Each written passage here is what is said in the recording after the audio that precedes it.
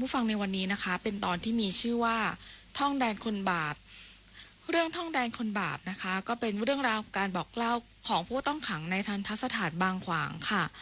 เป็นเรื่องราวของความเป็นอยู่แล้วก็การใช้ชีวิตของวิทยุแห่งประเทศไทยให้ความรู้คู่ความสุข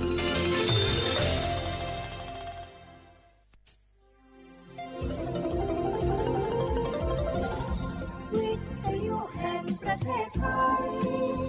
ให้ความรู้คู่ความสุข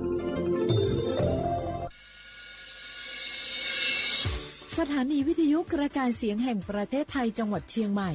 AM 1476 กิโลเฮิรตซ์สถานีวิทยุภาคภาษาชาติพันธุ์แห่งเดียวในประเทศไทยที่มีความทันสมัยเชื่อถือได้สร้างอัตลักษณ์กลุ่มชาติพันธุ์สู่สากล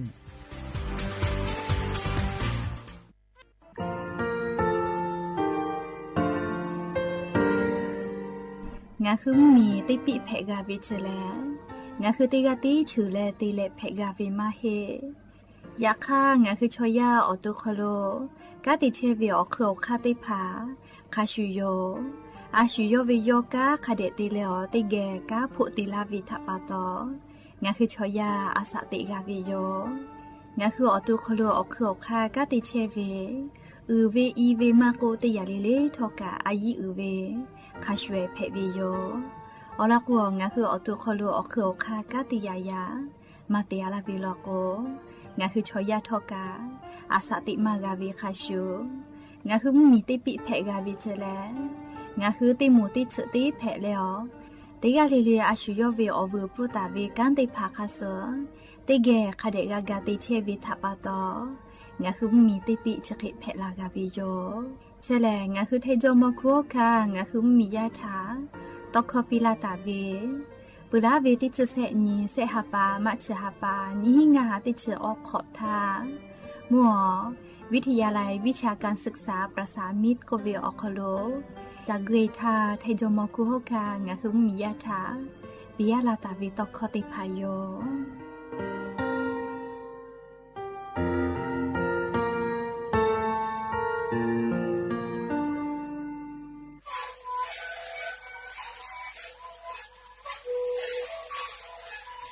นี่คือมันคือยาแก้เชื้อเวออกข้าชิเล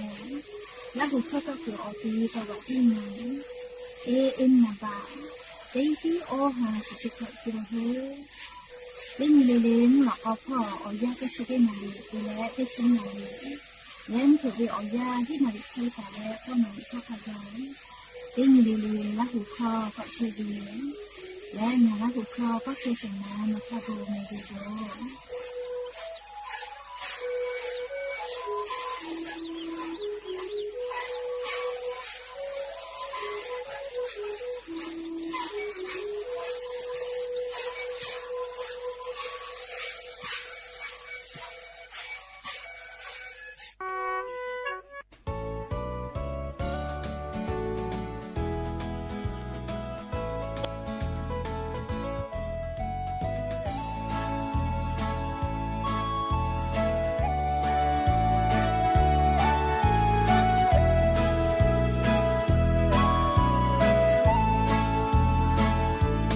ยามือจ้ายากาลาโกโอโอบิลูกุโคลากาอุชายอฮึทักซตาเวโอโอบิลูกุโคลาเชจาเมเลกุโกกาโกมือจาปาหือฮาเลจาที่มีเฮโคชินิเชโอชิโอนุเมลาเปมือจาปาเตพาโอชิโอนุโชโกเลอือชาโบโคชิมุดุจาเมเลกุ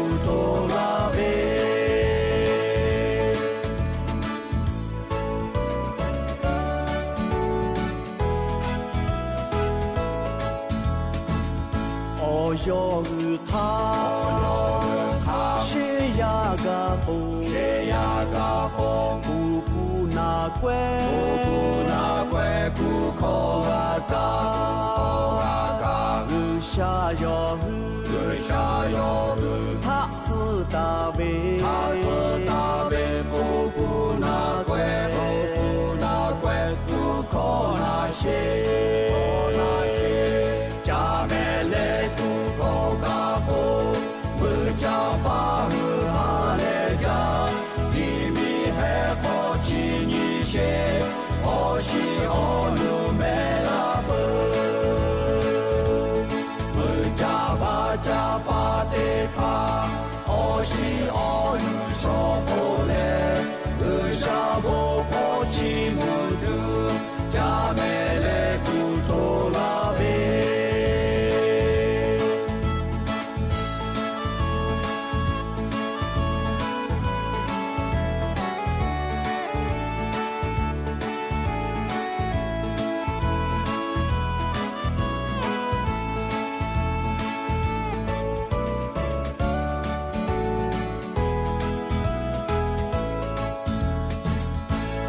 ชาพาเว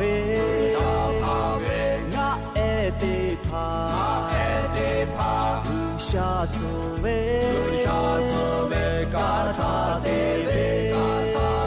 วโชยากุชาโคนายูเล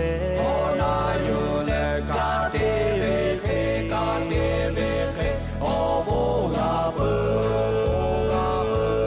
จาเมเลกูโกกาโฮมือจาปาหือฮาเลจาดีมีเฮโคชินิเชโอชิโอนุเมลาเบมือจาบาจาปาเตคาโอชิโอนุโชโพเลมือชาโบโพชิมุตุจาเมเลกุโตลาเบ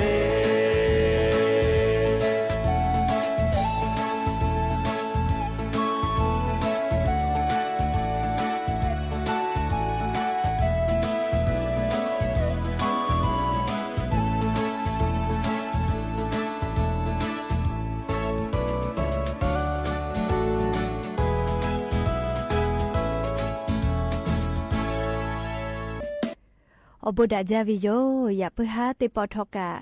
ดาจาวิโอเนียยาเฉาคลงาคือติปอกกะมีลาแลจุป้าอุปาโลเชตาวิงาคืออวิโอเนียละหุยาติผาเกอติแกไรกาอบุดาจาคลงาคือกกะมีลาแล้วจุป้าอุปาโลวิโอลอซาตาอยู่เวลาแลกะก็กาดาเจดากิเชวิทัปปะตอมอลอเปเลติกาเลถ้าตาอุยอยาวิโอคโลละเซจาแล้วไรกาอบุดาจากวิโอคโลหะอยู่ลาวิโยแมมฮาวิโอวิโอเนียละหุยาข้าพ่อเชพ่อโลเชตาเวข้าคิเพเชเลติกาเลทกาจาเมดอเมซุเมกาเมฮาเลดอซาเทโอลีนาจะได้เจวิโอยากาเนี่ยคือไทมิงก็คโลแลมุยิคอยาปือละพ่อเชโอแม่มุยิคอยาปือละก็แลมุกะวิโอยากอลุอิตุโยอเจ้ายาแลยอวิโยอยากะสึจอไกปาไกเชวิโยเคก็ยานิวิโอยากามจะได้สอคโลกาสเปอออนีก็กาเปวิโยยานี่แลติชฮาปาออโตบาฮาปาคโลยาญอติชขอนีมูนีแพวิโยและจะขอทอกันยิหินชงาขอสขอฮาวิโอวิโอเนียระหุยาติเผาเตฮาเลเลวิโอยาหินาริควายตาและกอนาริทักขกายเตฮาเลเลงาคือละหุคอรายกาอบุดาเจ้าคโลตอไกเชวิโยวิทยุเรดิโอ AM ติฮิโอฮาสจิคกิโลเฮิรตซ์ติไลพองาคือละหุคอรายกาอบุดาเจ้าคโลตอไกเชอแม่เปิดตาเลกันยิพอติพ่อ Facebook Fanpage สวทเชียงใหม่ AM 1476พ่อกะไลฟ์สดติตอไกเชวิโยงาคืออวิโอเนียละหุยาติผาลูลาเลกากากาโมปุวิโลโกชอปะทะกะแปปีแพวิโยติกาติไลติกาติแชร์ติกาติคอมเมนต์กดไลค์กดแชร์ติแล้วติแกนี่คือละหูชอจิทะโอกาปิด ดักไอแพวิยอมและอย่าเพิ่งหาวิอยาวคอโดทออยู่เวลาตาวิมมีพ่อเวซาตาอลอติผาทอกาไลรออยู่เวลาตาวิโยแม่จะได้คืองะหืออลอเปเตลอติแกอยู่เวลาแลกาดะเจดักไอตุเวแลยะยิ่งอะหือมีอคอโลแพกไอเชเวอเจ้ายามุนชามุยีมุกะมุหอพ่อจันดะเวซาตาอลอติผาทาอลองอะหืออยู่เวลาแลติแกเกามาดักไอตุโยจะได้คืออลอเปเตลอติแกอยู่เวลาแลงาคือกาดะเจดะไกตุเวแลยะนี่งาคือมีอคอโลแพกไอเชเวอเจ้ายามุนชามุยีมุกะมุหอพ่อจานดะวิสาตาอลอติผัดชาอลองงาคืออยู่เวลาแลติแกกาดะเจดะไกตุโยแมมจีจอปากรมอุตุนิยมวิทยาพ่อโยคือชาญีแตะญีแลอลอซาตาติผาปิลาไกตาเวแลนี่คือไทมิงกอคอโลเลนี่คือไทมิงกอคอโลจีจอปานะเลกรมอุตุนิยมวิทยาพ่อยกคือชาญีแต่ญีแลเลอลอซาตาติผาปิลาเกตาเวยะญีเวอยาวคอโลงาคือไทมิงกืออคอโลทอไลพ่อแลมุยอาจจะก็ยอยะลาวิเจอันทักเขมะมาจอเจยะคะกะมุยกอลูเอแลมาตะลาเวแลไทมิงกืออฮอติตอพ่อเตกาติตีแลมุยลามาจากตุโยเจเฮโกลิงาฮืออวิยานิมมียาติผาไทมิงกอฮอติตอพ่อเชตาวิชอติผาซาตาคาเดพอนะแม่เปิดตาเลกาลิงาคือไทมุมียนาติตอพ่อญาณิสาลิยะนี้มุยาเจยอยาลาลอลิยะญอติฮาวิอคอโลออชเปเซอคอโลเชอวิเจมาเวแลลิจาวะเมฮอซอจีใหม่จีให้ลำพูลำปางเลตากำแพงเพชรสุโขทัยพิษณุโลกและเพชรบัวตีจะได้เผาคอโลเจเลติฮาวิอคอโลออชเปเซอคอโลจิแมเลอวิอนีละหุยาตีจะได้เผาคอโลเชอวิยะนีไลพอลกวมุชาเลดะจาตุโยเฮเมเลไลกามุชาเลดะจายาคาไลกามุนาเลมุยีลาเชเวกะจอตุโยเฮเลอวิอนีละหุยาติผาโชป้าป้าโดเชตาวิกาอลอซาตาเฟตาลาเพวิยอมกอเตียเลเลียไทมิงเกภาคอีสานพอกะเตฮาวิอาเซชเปเซจิแมมุยยอยะลาลอเลภาคอีสานพอกะเพื่อเลไทมิงเกก็จะเตตอขอชเปเซจิไทมิงเกมุยตอพอกะขอชเปเซจิแมไทมิงเกฮอเตตอสุชเปเซจิแมเลกุธิพอกะขอชเปเซเจนิเวตยาทาเลงคือไทมุมียนาติตอเลภาคอีสานพอแลมุยีเตผาอาจจะก่อยอยากไกลอเลไทมิงเกอนาติต่อพ่อเลอฮอติต่อพ่อเลมุยาจะย่อยรอเลอยากฆ่าอเก่าnewพ่อไล่กาลอกัวมุยจอมาลอแม่เลติกาเพวิกามาชุดาวิทัปะตอเฉป้าป้าโลเวอลอซาตากาอยู่เวลาแลติแกกาดะเจดะไกเพวิโยแม่เฮโกจะได้ซอคอโลก่อนไกสาเลมุยออกคาติผาคักให้พ่อหมอปื้อตาเวเลนะเลมุยอกคาติผาคักให้พ่อหมอปื้อเวเลนะเลเตชุขอนตาเลนี่ชเตนิเวอยากขกายเวนะเลงาคือไทมิงกอคอโลญาณิสาเลอนาติตอพ่อโลแลมุยย่อยะลาลอเลนี่ชเปเซตาเลออชเปเซอคอโลเจไทมิงเกภาคอีสานพ่อกะย่อยะลาลอเลอญอยะชอคอโลเตชเปเซตาเลเซชเปเซอคอโลเจไทมิงก็จะติตอมุยจอมาเฮลอแม่ออชเปเซตาเลขอชเปเซเจ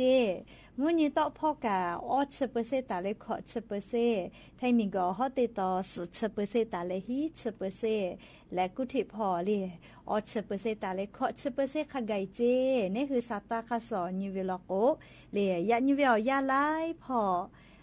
มุยจอมาเฮลอแม่สาลือเลกากุธิพ่อไทมิงก็จะติตอเลไทมิงก็ฮอติตอพ่อมุยจอมาลอมุยย่อยวิชงคือไทมีอนาติตอเลภาคอีสานพ่อเจติลอลีชกามจีจอปากรมอุตุนิยมวิทยาพ่ออยู่คือฉันแต่นี่แล้วปีลาไกตาวิสาตาอลอติผาอยู่เวลาแลงคืออวิยอนี้ลาหุยาติผาทาอลอซาตาติผาจะเคชิลากาลาวิโยแมก็จะเละเดเมฮาวิอยากาวิยอเนี่ยลาหุยาติผามุยลาจาวิทัปโตเฮปุขอวิกะ ติผารู้อย่าลาวิจิแม่ใครเตและเล่รู้วิสิวิอจะติผากะรับฟูเวลอแม่นี่คือจังหวัดจีใหม่ออคโลเล่ข้าพ่อเล่ก็เล่หนัวอำเภออมก๋อยพ่อเจมุยีลาจาวิทัปโตให้พวกขอวิกะรู้อย่าลาเวนะรู้วิสิเวกับฟูเวเยติผากะลีกะรู้ใบวิจิแม่เลียโลละจะละฮาวิอจะได้ผากุกะเพลาวิทยาธาก็ตูจอวิโยเรียกกวงคืออวิอเนี่ยละหุยาติผากะจะได้เจอแล้วนคือเกอมุยีลาจาลืจาเวลโกลีกะลอกะคัสอีกะคัสติผากะคเดกะนี้เลียลอกจะได้คือจะขอวิอยาชออามาติจิกะกะเพก็เพจาเวก็มาเลีย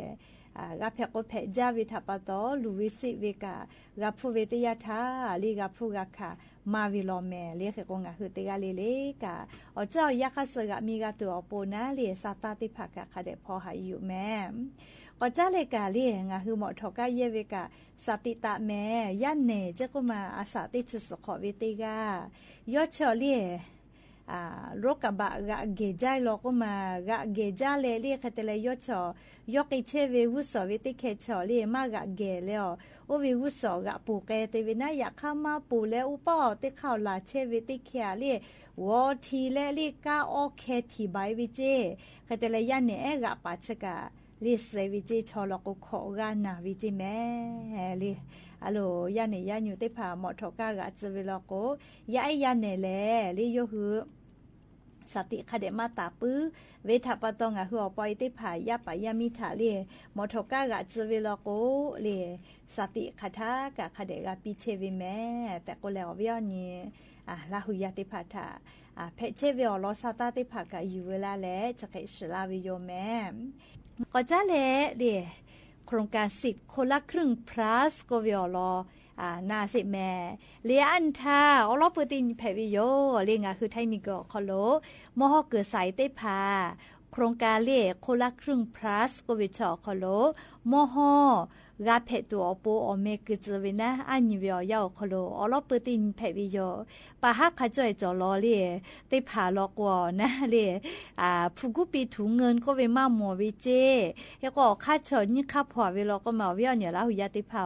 ปุราชาเลียโครงการคนละครึ่งอคอโลมอฮอป่ามอฮอมาติผาเลียป้อแล้วมอฮอจอวิติผาลอโกอสกอสมาตุมาโลเจเนาะคือแอปเป๋าตังอคอโลรวยและลีถุงเงินก็เวติมาฝันเจแล้วกะเตคาโลนี่แหละเลียอเมคือไกแผวิเจเลียชริปอวิอคอโลกางาวิสัยนอวิสัยกะเลียติปอคนละครึ่ง plus จอคอโลมอกอฮวาก็แล้วอเมคือแผวิเจยะค่ะเลียสายอสติผาลอโกนะเนาะคือเลียเว็บไซต์คนละครึ่ง plus.com ก็วิจอคอโลใบสมัติผาอยู่ต่อเวลาเลกาบุโซวิเจจะได้คือเนาะคือแลติมากาเวลโกธนาคารกรุงไทยอคอโลเจ้าหน้าที่ติผาลีเมือเลกาลาเชลจิแม่ลีจ้าได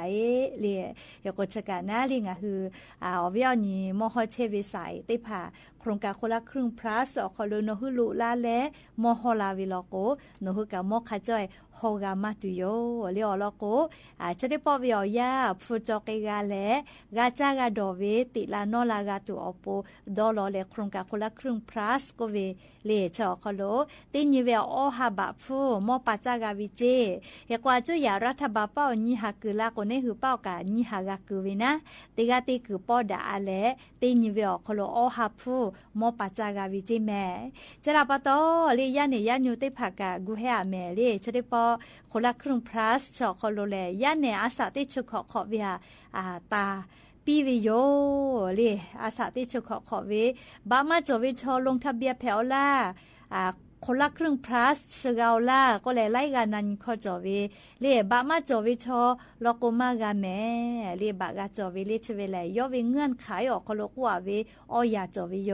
เตอาสาติชุขอโควิเจนี่เลบากาจวิเจแซเลงาฮือปุลาตาทาโครงการคนละครึ่งอลอติปุตาเลงาผู้อคโลติพิติยาจวิชมากาเพเจเตผาลอกวโครงการคนละครึ่งปุลาทาเตตาเลงาปอติลาวิอคโลเตผาลอกู เล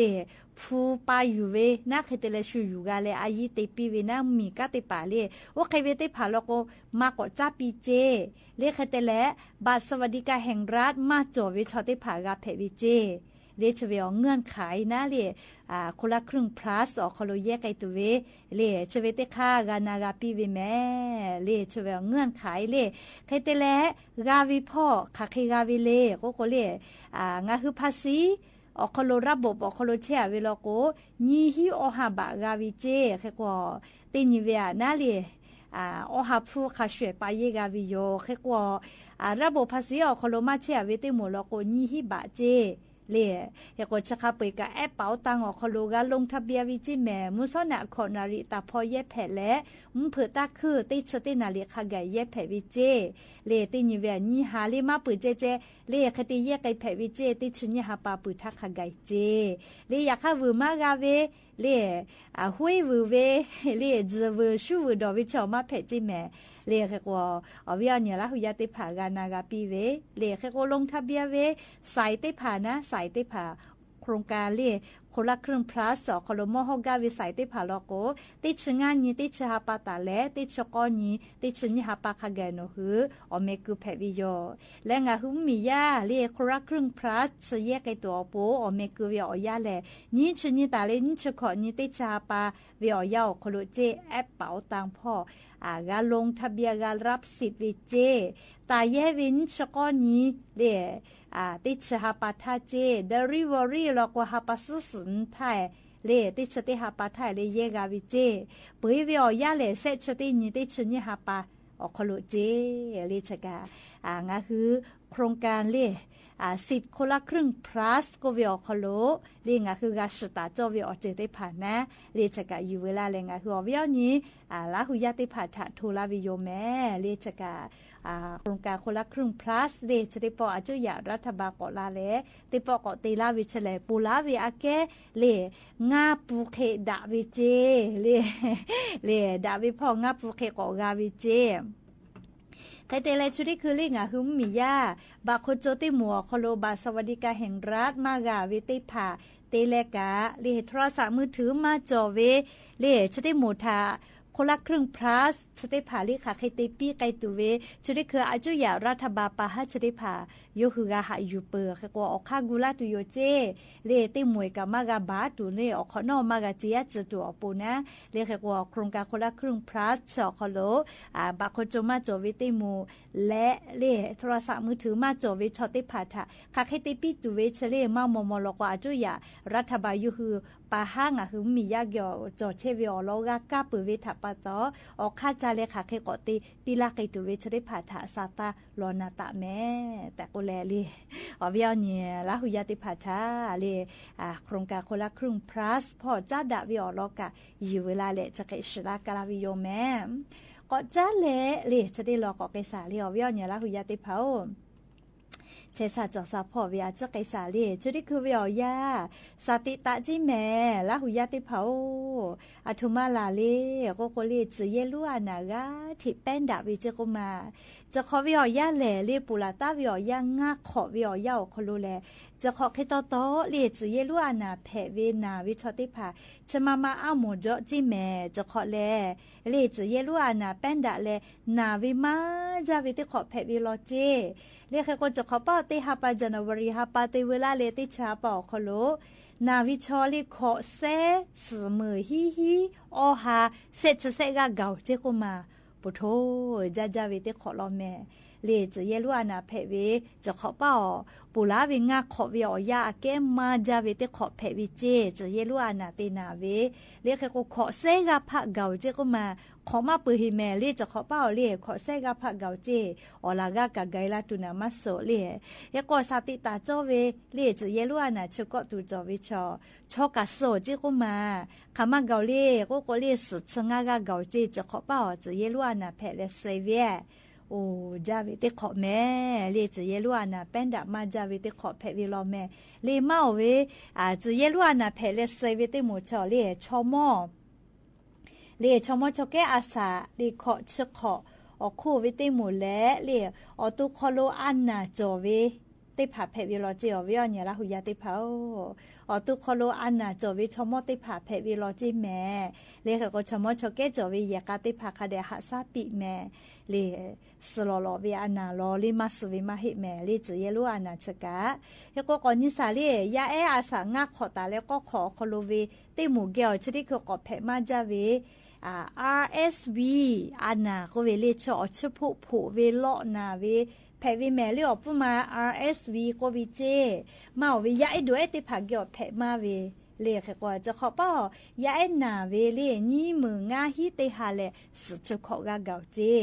และลี RSV อันน่ะจะแพและยาเอสเซวิกาเซกาเกาเจก็มาคแต่และ RSV อันน่ะเพวิเชเลมาวิยาเออาสางาขอฮอวิติหมูเจชวาเกนามาจาเวเรียกว่ายาปายามีไอจวิยากาติพาเลสติตาและคเดญหาสะแม่ดะเกตุเวอเจติภากะคเดติปิเลยาปายามีไอติภาทากาหรือเลยกานาลาโกลาวิทยาทาลีนี่คือคันนี้คืออปออิโมติตาติเมลีนัทเสียคันเดสเกเลจเตอินปีลีชบุชออันนาเปจาวิทัปโตคาวิติอันนามาโสนะลีคือกงาคืออปออิติภายาปายามีไอนาเวลกุกานาชวืตัวแล้วคติเพมาเพแม่ลิชบุอันนาเปจาวิทัปโตสติตากาตัวอปอลอสาตาชดิภากาอยู่เวลาแล้วงาคือลาหุยาติพัทธะเกามาลาวิโยและเรียชดิสอคอลสเปขอนิลอกกาเนี่ยคือลาหุยาไลขะกาจะสอจ้าบุชิมปอยติผาเตกตุโยเฮกงาทัชลากาลาตาวินอคิโอคานาจืเจ้าและลิหุยตะพ่อกาชดิสอคอลเรียสเปขอนิติชินทาลโกจะสจาบุชิมปอยติผาเตกตุโยจิแม่เฮกววิอเนลาหุยาข้าพอเฉพาะโดยเชตาวิกาเรียจะของาฮือมือตาว่าตาวิอสอยุติผาเมลาเลฮาเลฮากาจะสจาบุชิมปอยถากกะมีวิทัปโตลิติกาลิเลกาดาวิทะดอเลดาวิอจิติผาทะจูจาเลเตเกแม่และอย่าเพื่อหาติปอชิดากะดาตุวิอลอซาตากะจะไคไมเจดิโยลูลาเลกากาพอนาเลอกาปิลาเชวิงาฮือลาหุยาติกาลิเลกาอโบจาแม่ติกาลิเลซเมกาแม่เชซาจอซาฮาเลดอซาปีโอริโกมานีอาอาชริติคืออาสริติลาลิโกงาตอลิงาฟูลิงาจาลิจูเอลิโตเอางามลิเนฟูลิมาเจลิตาเจมาทุบริติเธอทุบริติลาโกตอลิปะเกลิปะเซลิโอมือลิจูเอลิโตเองาลิเนสุริยะเจลิตาเลยา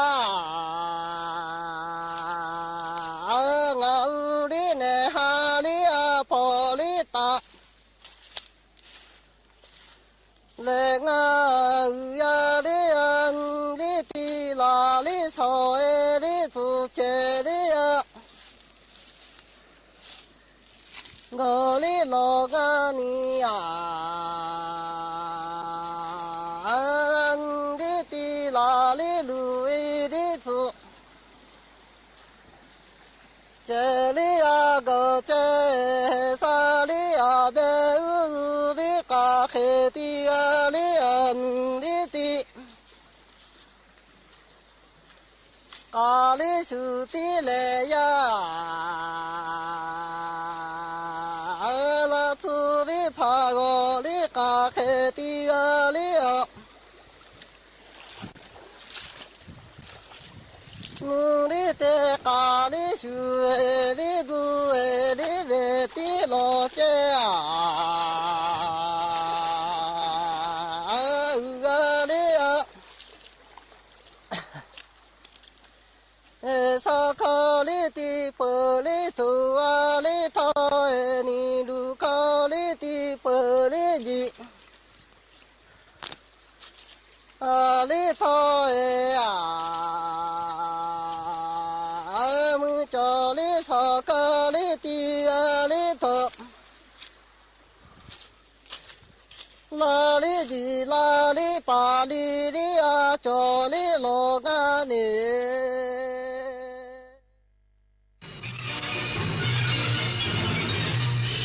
สถานีวิทยุกระจายเสียงแห่งประเทศไทยและเครือข่ายทั่วประเทศเสนอข่าวต้นชั่วโมงรู้เร็วรู้จริงเกาะติดทุกสถานการณ์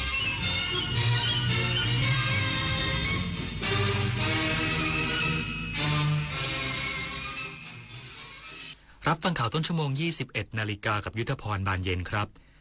นายกรัฐมนตรีสาธารณรัฐเกาหลีโพสต์แสดงความยินดีผ่านโซเชียลมีเดียหลังหารือกับนายกรัฐมนตรีไทย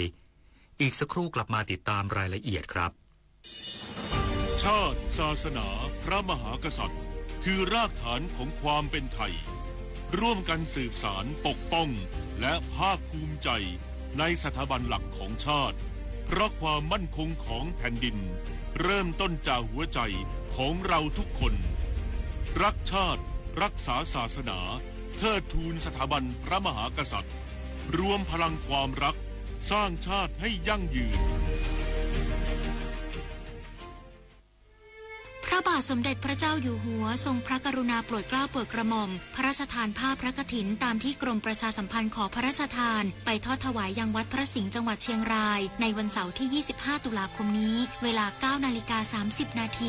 ขอเชิญพุทธศาสนิกชนร่วมงานทอดกฐินพระราชทานและร่วมทำบุญเพื่อถวายเป็นพระราชกุศลได้ที่บัญชีกฐินกรมประชาสัมพันธ์ธนาคารกรุงไทยเลขที่ 068-0060-154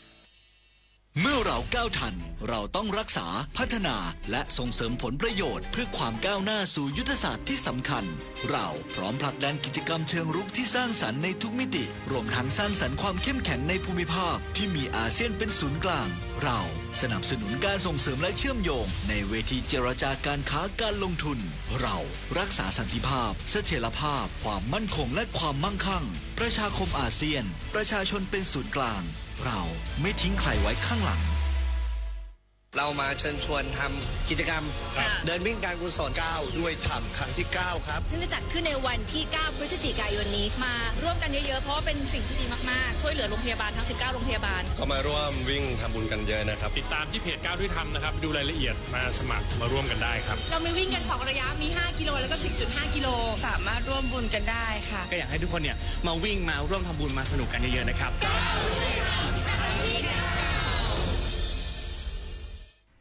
นายกรัฐมนตรีสาธารณรัฐเกาหลีโพสต์แสดงความยินดีผ่านโซเชียลมีเดียหลังหารือกับนายกรัฐมนตรีไทยยืนยันทั้งสองประเทศจะพัฒนาความร่วมมือระหว่างกันมากขึ้นสถานเอกอัครราชทูตสาธารณรัฐเกาหลีประจำประเทศไทยแชร์ข้อความของนายอีแจมยองนายกรัฐมนตรีสาธารณรัฐเกาหลีโพสต์ผ่านโซเชียลมีเดีย X แสดงความยินดีอย่างสูงที่ได้พูดคุยทางโทรศัพท์กับนายกรัฐมนตรีไทยโดยระบุว่าประเทศไทยเป็นมิตรประเทศแรกๆที่ส่งกองกำลังมาร่วมรบในสงครามเกาหลีและวันนี้ไทยยังเป็นหุ้นส่วนเชิงยุทธศาสตร์ที่มีความร่วมมืออย่างใกล้ชิดไม่ว่าจะเป็นความร่วมมือทางด้านอาเซียนเอเปกหรือในเวทีพหุภาคีอื่นๆจากการแลกเปลี่ยนมุมมองและความคิดเห็นต่างๆนายกรัฐมนตรีทั้งสองประเทศเห็นตรงกันว่าไทยและเกาหลียังมีศักยภาพในการจะพัฒนาความร่วมมือกันอีกมากโดยเฉพาะความตกลงหุ้นส่วนทางเศรษฐกิจแบบรอบด้านทั้งนี้นายกรัฐมนตรีไทยยังแสดงความสนับสนุนต่อความพยายามของเกาหลีในการผ่อนคลายความตึงเครียดในคาบสมุทรเกาหลีเพื่อเริ่มการเจรจาใหม่ระหว่างเกาหลีเหนือและเกาหลีใต้แรงสนับสนุนจากมิตรประเทศเช่นนี้เป็นกำลังใจสำคัญอย่างยิ่งและหวังจะได้พบกับนายกรัฐมนตรีของไทยในที่ประชุมผู้นำอาเซียนและที่ประชุมสุดยอดผู้นำเอเปกที่จะเกิดขึ้นในเดือนนี้ด้วยปริญญวิทย์เปี่ยมสมบูรณ์รายงานรัฐมนตรีว่าการกระทรวงอุตสาหกรรมติดตามความคืบหน้าการพัฒนาอุตสาหกรรมอิเล็กทรอนิกส์อัจฉริยะพร้อมสนับสนุนไทยก้าวสู่ฐานการผลิตเทคโนโลยีขั้นสูงของโลกนายธนกรวังบุญคงชนะรัฐมนตรีว่าการกระทรวงอุตสาหกรรมลงพื้นที่ติดตามความคืบหน้าการพัฒนาอุตสาหกรรมอิเล็กทรอนิกส์อัจฉริยะณบริษัทซีเกตเทคโนโลยีประเทศไทยจำกัดจังหวัดสมุทรปราการพร้อมกล่าวว่า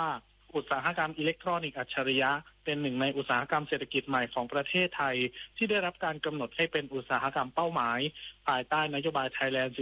4.0 โดยเป็นอุตสาหกรรมที่มีการบูรณาการเทคโนโลยีขั้นสูงและนวัตกรรมเพื่อยกระดับผลิตภัณฑ์อิเล็กทรอนิกส์ให้มีความชาญฉลาดสามารถต่อยอดไปสู่อุตสาหกรรมอื่นเช่นยานยนต์ไฟฟ้าหุ่นยนต์การแพทย์อัจฉริยะและเกษตรกรรมแม่นยำโดยกระทรวงอุตสาหกรรมได้ขับเคลื่อนอุตสาหกรรมอิเล็กทรอนิกส์อัจฉริยะผ่านแผนปฏิบัติการด้านการพัฒนาอุตสาหกรรมอิเล็กทรอนิกส์อัจฉริยะระยะที่1ด้วยการส่งเสริมการพัฒนาตลอดทั้งห่วงโซ่อุปทานตั้งแต่ต้นน้ำถึงปลายน้ำเชื่อมั่นว่าอุตสาหกรรมอิเล็กทรอนิกส์อัจฉริยะของไทยมีศักยภาพสูงและคนไทยมีความสามารถไม่แพ้ชาติใดในโลกปฏิพล สัทธพรหมมารายงานกรมการจัดหางานออกประกาศเลื่อนการจดทะเบียนคนต่างด้าวผิดกฎหมายออกไปไม่มีกำหนด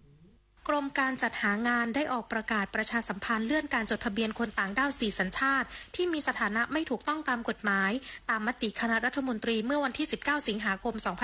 2568เห็นชอบมาตรการแก้ปัญหาขาดแคลนแรงงานซึ่งมีเรื่องการบริหารจัดการการทำงานของคนต่างด้าวที่มีสถานะไม่ถูกต้องตามกฎหมายและการดำเนินการดังกล่าวจะต้องออกกฎหมายรองรับเพื่อให้คนต่างด้าวเป้าหมายอยู่ในราชอาณาจักรและทำงานได้เป็นกรณีพิเศษโดยเบื้องต้นให้เริ่มดำเนินการได้ตั้งแต่วันที่15ตุลาคมเป็นต้นไป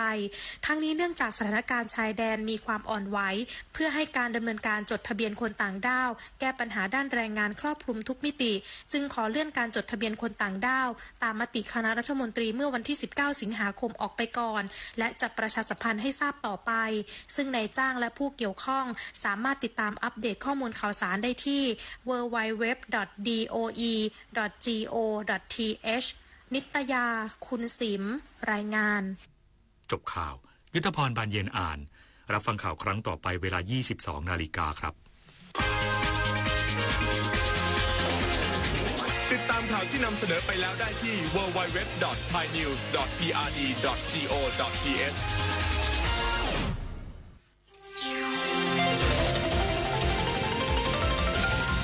วิทยุแห่งประเทศไทยให้ความรู้คู่ความสุข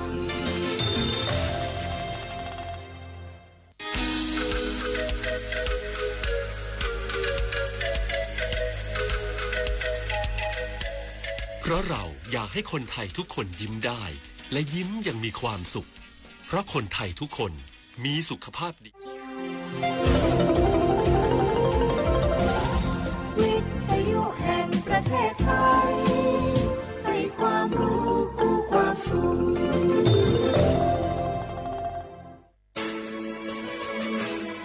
สถานีวิทยุกระจายเสียงแห่งประเทศไทยจังหวัดเชียงใหม่ AM 1476 กิโลเฮิรตซ์สถานีวิทยุภาคภาษาชาติพันธุ์แห่งเดียวในประเทศไทยที่มีความทันสมัยเชื่อถือได้สร้างอัตลักษณ์กลุ่มชาติพันธุ์สู่สากล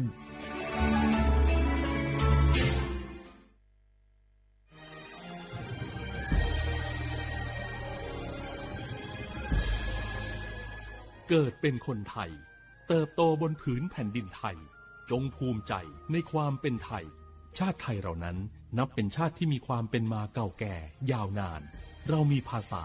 วัฒนธรรมและมีสิ่งต่างๆที่เป็นเอกลักษณ์ให้เราได้ภาคภูมิใจในความเป็นคนไทยเราควรเห็นคุณค่าและมีความรักชาติหวงแหนแผ่นดินอันเป็นมรดกของบรรพชนร่วมภาคภูมิใจในความเป็นไทย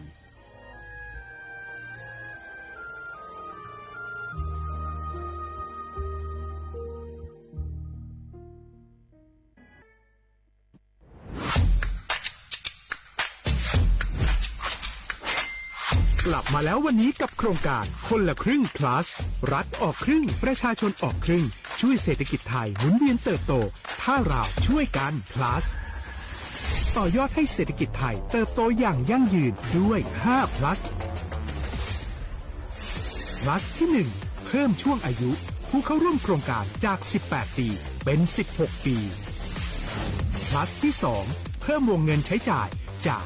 150บาทเป็น200บาทเพิ่มพลังซื้อของประชาชนเพื่อกระตุ้นการหมุนเวียนในระบบเศรษฐกิจฐานรากลดภาระค่าครองชีพ plus ที่ 3 เพิ่มสิทธิพิเศษด้วยการดูแลผู้ที่อยู่ในระบบภาษีให้ได้รับสิทธิพิเศษมากขึ้นเพื่อสร้างแรงจูงใจให้ทุกคนร่วมอยู่ในระบบอย่างโปร่งใส plus ที่ 4 เพิ่มโอกาสให้นิติบุคคลขนาดเล็กเข้าร่วมได้ให้ธุรกิจเติบโตเป็นกำลังสำคัญของเศรษฐกิจไทย plus ที่ 5 เพิ่มทักษะใหม่เพื่อพัฒนาให้ร้านค้านำความรู้ใหม่ๆมาช่วยเพิ่มยอดขายลดต้นทุนเรียนรู้เติบโตและปรับตัวไปกับเทคโนโลยีใหม่เพื่อสร้างเศรษฐกิจที่แข็งแกร่งจากคนละครึ่งสู่คนละครึ่ง plus ไม่ว่าจะสั่งข้าวคนละจานชาเขียวคนละแก้วขนมเค้กคนละชิ้นหรือหลายๆชิ้นก็ใช้ส่วนลดได้ทันทีสูงสุดวันละ200 บาทแถมใช้กับฟู้ดเดลิเวอรี่ก็ยังได้สำหรับประชาชนไทยอายุ 16 ปีเป็นต้นไปสมัครรับสิทธิ์ผ่านแอปพลิเคชันเป๋าตังค์วันที่ 20-26 ตุลาคม 2568 สำหรับร้านค้าที่สนใจร่วมโครงการสมัครได้ผ่านแอปถุงเงินวันที่ 15 ตุลาคมถึง 19 ธันวาคม 2568 แล้วเตรียมพร้อมรับลูกค้าจากทั่วประเทศเพราะนี่คือโครงการที่คนไทยทุกคนช่วยกัน plus เพื่อให้เศรษฐกิจไทยโตไปพร้อมกันโครงการคนละครึ่ง plus ดำเนินการภายใต้เป้าหมายที่ชัดเจนของรัฐบาลในความต้องการกระตุ้นเศรษฐกิจลดภาระค่าครองชีพให้ประชาชนและยกระดับศักยภาพผู้ประกอบการไทยให้พร้อมในยุคดิจิทัลโดยยังคงยึดหลักความโปร่งใสตรวจสอบได้และป้องกันการใช้สิทธิที่ผิดวัตถุประสงค์คนละครึ่ง plus เพิ่มพลังเศรษฐกิจไทยพร้อมโตไปด้วยกัน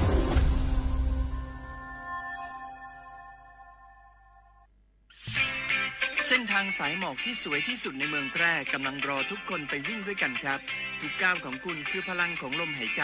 ชวนเพื่อนชวนครอบครัวมาวิ่งฝ่าสายหมอกเพื่อโรงพยาบาลแพร่ในวันอาทิตย์ที่ 7 ธันวาคม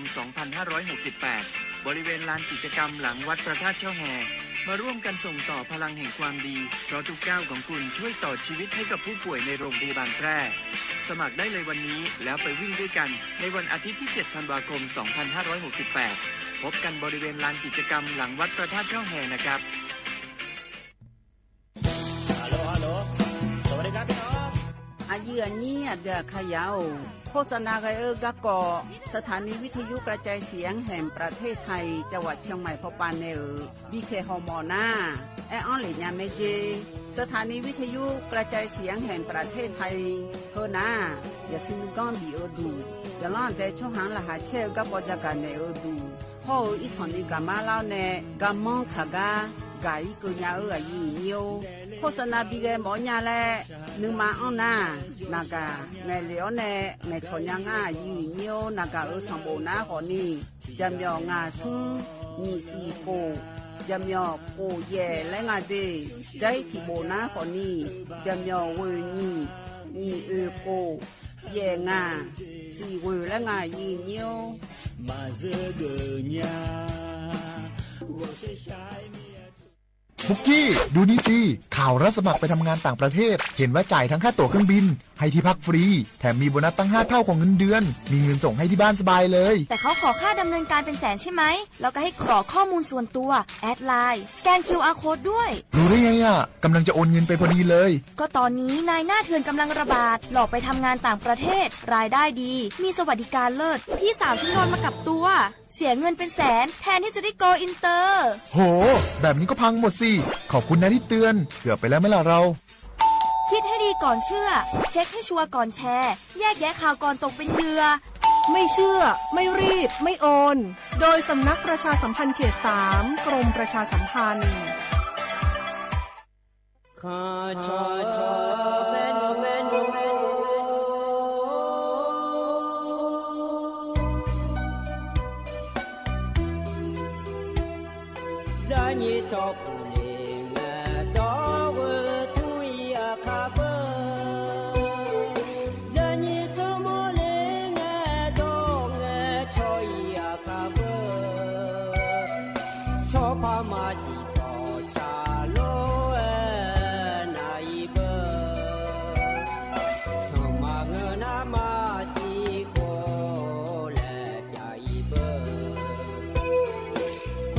Masila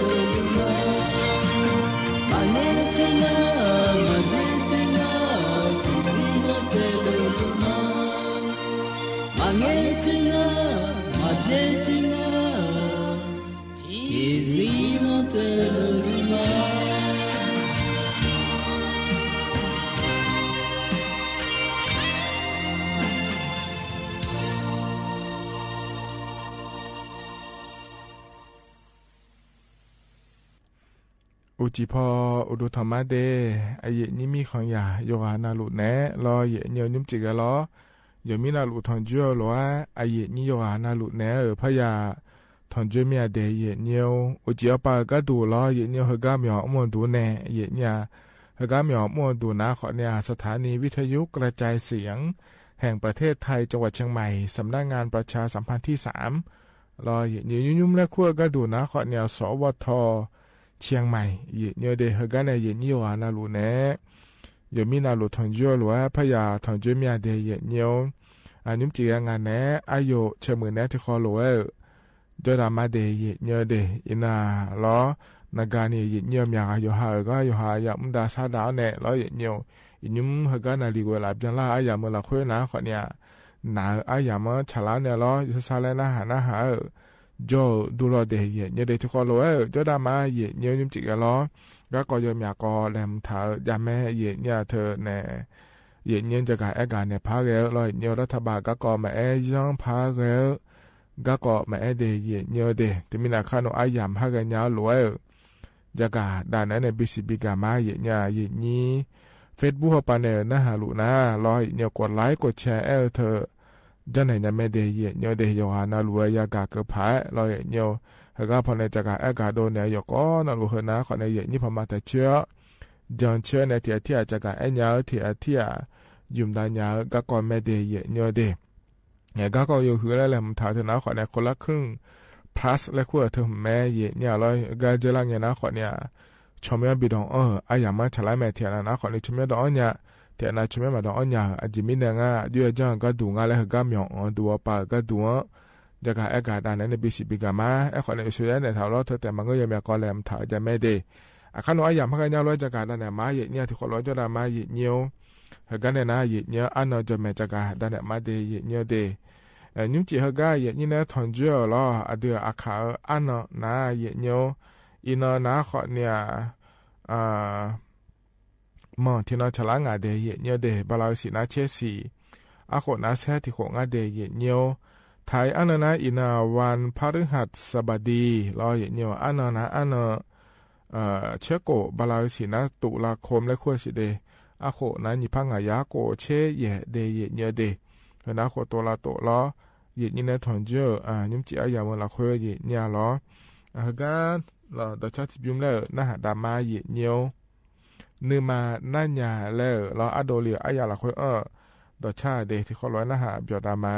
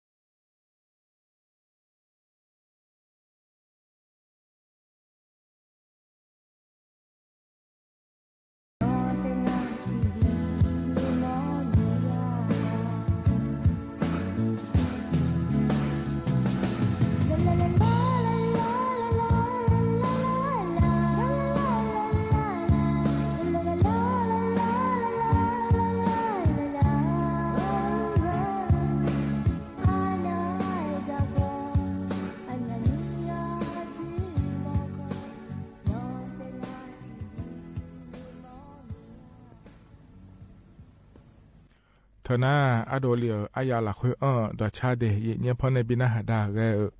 อายานาหาเบียวดูเดยเนี่ยก็จะลองปาลาในนาหาล่าเนี่ยยอนาหลวงอุดุธรรมะเดยเนี่ยเดเธอเนี่ยมาข้อปานในนาหามาเฟซบุ๊กปานในนาหามาเนี่ยที่เขาว่าจะได้มาเนี่ยก็เนี่ยนะก็เล่มถ่ายจากการนั้นเนี่ยเดยจีก็มายาจากการนั้นมีนะเดือนสัมพันธ์อยู่ว่าป่าก็โดยแม่จากการนั้นเนี่ยมีนาแล้วเนี่ยอันนั้นเชื่องบาลาเชสีอาโคนี่พังอายาโกชิเยเดเธอยังไงนาลีโกลาเชติเพลละเพื่อเนี่ยเดือพระบาทสมเด็จพระเจ้าอยู่หัวห้อในสมเด็จพระนางเจ้าพระบรมราชินีแล้วเนี่ยเธอก็อิงเนี่ยล้อวัดเชตุพลวิมลมคารารามเขตพระนครกรุงเทพมหานครและคูกังเดยเนี่ยเดเธอก็ก็ดัวเจงเลยและเกินนะขอเนี่ยเธอถ่ายไปนะขอเนี่ยการพระราชพิธีทรงบำเพ็ญพระราชกุศลถวายผ้าพระกฐินและคู่งานเธอเนี่ยเราพระกฐินและเธอบินในเดเธอก็ไปซื้อเนี่ยช่วงอะไรเงี้ยเกิดเธอหัวรอเนี่ยนะเธอก็ปัวก็ดูนะขอเนี่ยนี่แต่บางเงื่อแล้วเลยนี้เธอก็สมเด็จพระนางเจ้าลูกเธอเจ้าฟ้าสิริวัณวลีแล้วนาลีรัตนราชปัญญาฮ้อนแนะร้อยเนี่ยสมเด็จพระเจ้าลูกยาเธอเจ้าฟ้าทีมังกรรศมีโชตนางาไทยเนี่ยล้ออิงาเดเฮปอกัดูนาเดเนี่ยเดเฮน่าเกล่าจองล้ออันนี่เชนี่เชงานี่เชโกเฮก็ยามเราคุยขวัญนะเธอก็งามามีหัวมุดูปานเนี่ยร้อยเนี่ยเธอกรมประชาสัมพันธ์และคู่งานไทยเนี่ยล้อเนี่ยขวัญเนี่ยเธอก็กฐินพระราชทานและคู่เธอจิหาเหมือย้อนด่าอย่าแม่เนี่ยเราที่มีหน้าส่วนหนึ่งมาเกิดนะขอเนี่ยผิวชาวบ้านเนี่ยเลยเนี่ยแม่เดียเนี่ยเด็กกฐินพระราชทานและคู่เธอเดียเนี่ยก้างามาหยอกมั่วดูละคู่นะขอเนี่ยยุ่มยิ้มมือบาดเจ็บเนี่ยเราหนึ่งมาเกิดเนี่ยจะปวดโดเหลวดำเนี่ยหลายเด้ออย่าแม่บินเนี่ยหลายเด้ออย่าแม่เดียเนี่ยเด็กที่มีหน้าเฮนะขอเนี่ยมีหน้าเดือดสัมพันธ์ยั่วปานเนี่ยกะมั่วกะก่อรอเนี่ยยุ่มอะไรจะกะกะดาเนี่ยในบิสิบิกาเลเดยเนี่ยเดน่าใจที่ก็กระดูล้อเนี่ยมีนาขอเนี่ยอาดัมเบลเนาะเมเดยเนี่ยเธอก็เนี่ยโครงการคนละครึ่ง plus และคู่เธอหล่อมีพอป่าเดือชมเนาะบีดอาดัมเบลเนาะเดยเนี่ยเด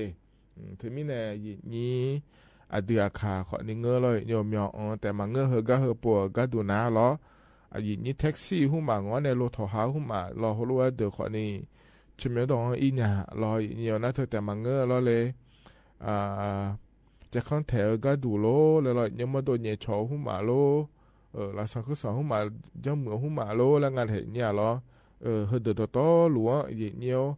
เฮก็เฮปน่าอัดชอบีจุ่มเลี้ยวอัดชอบีเยอะเลี้ยวก็ดูรอเนี่ยชอมยังบีดองอันเนี่ยเดียเนี่ยเดนั่นคือแต่มาเงอที่อันนั้นออนไลน์เขาไปเนี่ยจะต่อเจ้าหุ่มมาจ่อนะขอเนี่ยเฮก็เฮเดือขอเนี่ยชมยอเฮปอบิดอนยังเนี่ยชอบบีเลยก็ดูเดลเลยเนี่ยเธอมีเนี่ยมีนะอาดัมเบดาวเนาะชมยอบิดอนอายามันชาลาหรือว่ายอมยากานะขอเนี่ยชมยอดอนด้วยเนี่ยนั่นแล้วบีปังเนี่ยชมยอดอนเงี้ยนะเลยเนี่ยเจอละเงี้ยพอชมยอดอนหอเนี่ยเราแอปพลิเคชันถุงเงินและคู่ไปเนี่ยชมยอบีเยอะหอเดนะเราเลยนี่ถือว่าแอปพลิเคชันถุงเงินและคู่ก็ชออัปเดตและคู่อะไรเนี่ย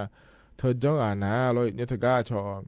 กดยืนยันเพื่อเข้าร่วมโครงการและคู่ที่โปรแล้วเพื่อจะถือยาเดแล้วเราจ้องนั่นว่าเจี๋ยง่ายเนี่ยเราจะเดือดเจอละเงี้ยเราคนละครึ่งเฟส5และคู่เธอเจอละเงี้ยปวดช้อนมีเบี้ยเลยก็ดูเดแล้วเราจ้องเนี่ยชอมีเบี้ยละเดินนะเดียเนี่ยน่ายอสื่อเดินนะนัวระยะกันงานเถียเนี่ยเรายอสื่อเดินที่จ้อยมาจ้องหอเดอชมมาดองเฮเดอจะข้อนแถวหุ่มมาพอนดอโลเฮเดอนั้นว่าแล้วที่เจอเงี้ยมาใหญ่ไม่แน่ยอสื่อเลยจ้องพายงานในอย่างนี้หล่อหน้าแห่ช้อนถอหาก็ดูโลอะไรไปแล้วไม่ยอมจะต่อจีก็ดูโลยอสื่อเดอต่อลุเราเลยอย่างนี้เธอก็อยากจ้องผ้าเดยเนี่ยเดจ้องผ้าก็ดูนะขอเนี่ยออกเดือนนะเราเนี่ยเธอก็ธนาคารกรุงไทยและคูก็เยอะเนี่ยจะอินยาแม่เนี่ยหรอจะอินยาแม่เดยเนี่ยเดมังเงินน่ะยมยาเจยาชอเชดายามีแน่รอเนี่ย อีลาลาจะยาสางาเทเยเนี่ยล้อเทมินายเยนี่ยสุดๆแล้วจอเดินนะขอเนี่ยธนาคารกรุงไทยอีเนี่ยจออีเดเยเนี่ยเดที่โปรเตจเนี่ยมันจออันนี้มันเสียเยเนี่ยยมีจียาแลมัวอย่างอาเดเยเนี่ยน่ามีนอดัมเบลังอะไรมีนก็ดูแต่มันเงอเราเลยนี่อันนั้นช่วยบาลาเช่นนี้เสียก็เนี่ยชมยน้อยเนี่ยไม่เดเยเนี่ยที่มีเนี่ยเรารู้ชักการอันนั้นละคนนะจอได้เนี่ยแม่เยเนี่ยรอนั่นเธอเนี่ยเราอยู่มาชมบิดองเงี้ยเราเลยนี่ยอมยาเจยอมยามาอามูลบีป่าอย่างไงยามยองแล้วก็งาแล้วเราเนี่ยจะโตมานี่เดอขอนิจาเราพวกเราคุยเดอขอนิจาล้อเราเนี่ยชอบลบพ่วงแล้วคุณแม่เลยนี่โลเคอร์เราโลเคอร์แล้วมีจีแล้วจะโดนเนี่ยมีถอดท้องเดอขอนิจาเฮเดอโตหลัวเราคุยเราชมบิดองเลยเนี่ยมาเจเนี่ยขอเนี่ยอายอเจอายอแล้วอย่างงั้นเนี่ยนี่นะเธอเนี่ยล้อเธอก็ชมเดือนบิดองเลยธนาคารป่าก็ดูนะขอนี่เฮก็เฮมาเนี่ยมีงาเดล่ยมาชิญงาเธอยมาธนาคารเราคุยจอเนี่ยก็จอได้แต่มีเนี่ยเราเนี่ยเธอมีเนี่ยเดย์เนี่ยเดย์อาบ้าหูมาขอยาถอล้อนาทีนะเราเจริญกันที่จอชมบิดองเฮเดินนะเดย์เนี่ยเดย์เธอชอบใบรับรองและคู่งานเทียเนี่ยเราปอหลวงหัวปานเนโลเยชูเธอก็ราชการปามหยงมั่วเดินในรถระยะขำในจังง่ายเนี่ยเฮก็เฮอเดย์มาเนี่ยให้ลูกชิ้นลูกก็เราลูกชิ้นลูกไม่เลยเฮอเลยบ่ถ่ายคำถ่ายอย่างง่ายขอเนี่ยเฮเสือเราหน้านัวก็บ่ก็ดูเราหน้านัวเราเนี่ยธนาคารกรุงไทยปังยังเนี่ยช่วยเนี่ยยาหน้าหายงานเนี่ยนี่หน้าที่นะเราเนี่ยเจริญเงี้ยพอมีอ๋อมาเลยแล้วเนี่ยมีอ๋อกันให้เขาก็พอเราให้ตัวก็อยากกันมาเรานี่อยู่เราเลยแล้วธนาคารยี่มาชาเนี่ยเราเนี่ยตัวก็แอปพลิเคชันถุงเงินเลยคู่กันเลยในช่วงแม่ดอนเลยเนี่ยไม่เลยเฮ้เขาลบพักงานละเขาก็พอพักเลยในพักคอเนี่ยละมาจ้องยังไงแล้วพักดูเราพักยังไงเดี๋ยวเนี่ยเดี๋ยวเธอยังมีจีพักละยังไงเจเนี่ยเขาก็พอหนาเราช่วงนั้นก็รู้ว่าเราเลยนี่มีอ๋อดูแล้วก็ในยังมีจียังไงเธอเทียนบริษัทหุ้มมาพักเนี่ยก็ตัวคนนี้จะที่อาณาจะโดมาเนี่ยชอเนี่ยชมยอดถึงก็ชอเนี่ยลงจดทะเบียนร้านค้าและคู่งานเนี่ยเหรองานบริษัทพอเนี่ยมีหัวโลออกมาเดือนมาเสียจังถ่ายเดือคนนี้จ้อที่เจมาจังเนี่ยมีเยอะร้านเนี่ยออนไลน์เดือคนนี้จ้อช่วงนั้นเกิดมาที่อาณาลูกเคยเนี่ยถอนเดือคนนี้จ้อยอมยาจีและบีปาถ่ายจะมีเนี่ยเฮก็ปนนะที่อาณาเจริญเนี่ยปูอาช่องหัวโลเนี่ยจังหัวละคนเนี่ยให้เฮก็ปูแอปพลิเคชันถุงเงินแล้วกูก็เลยเนี่ยพอดอนเลยแล้วพอเลยมันอย่างละมาจนอย่างนั้นเลยนะเฮก็เฮเดือขอนี่รอเยอะเนี่ยแต่การธนาคารกรุงไทยเนี่ย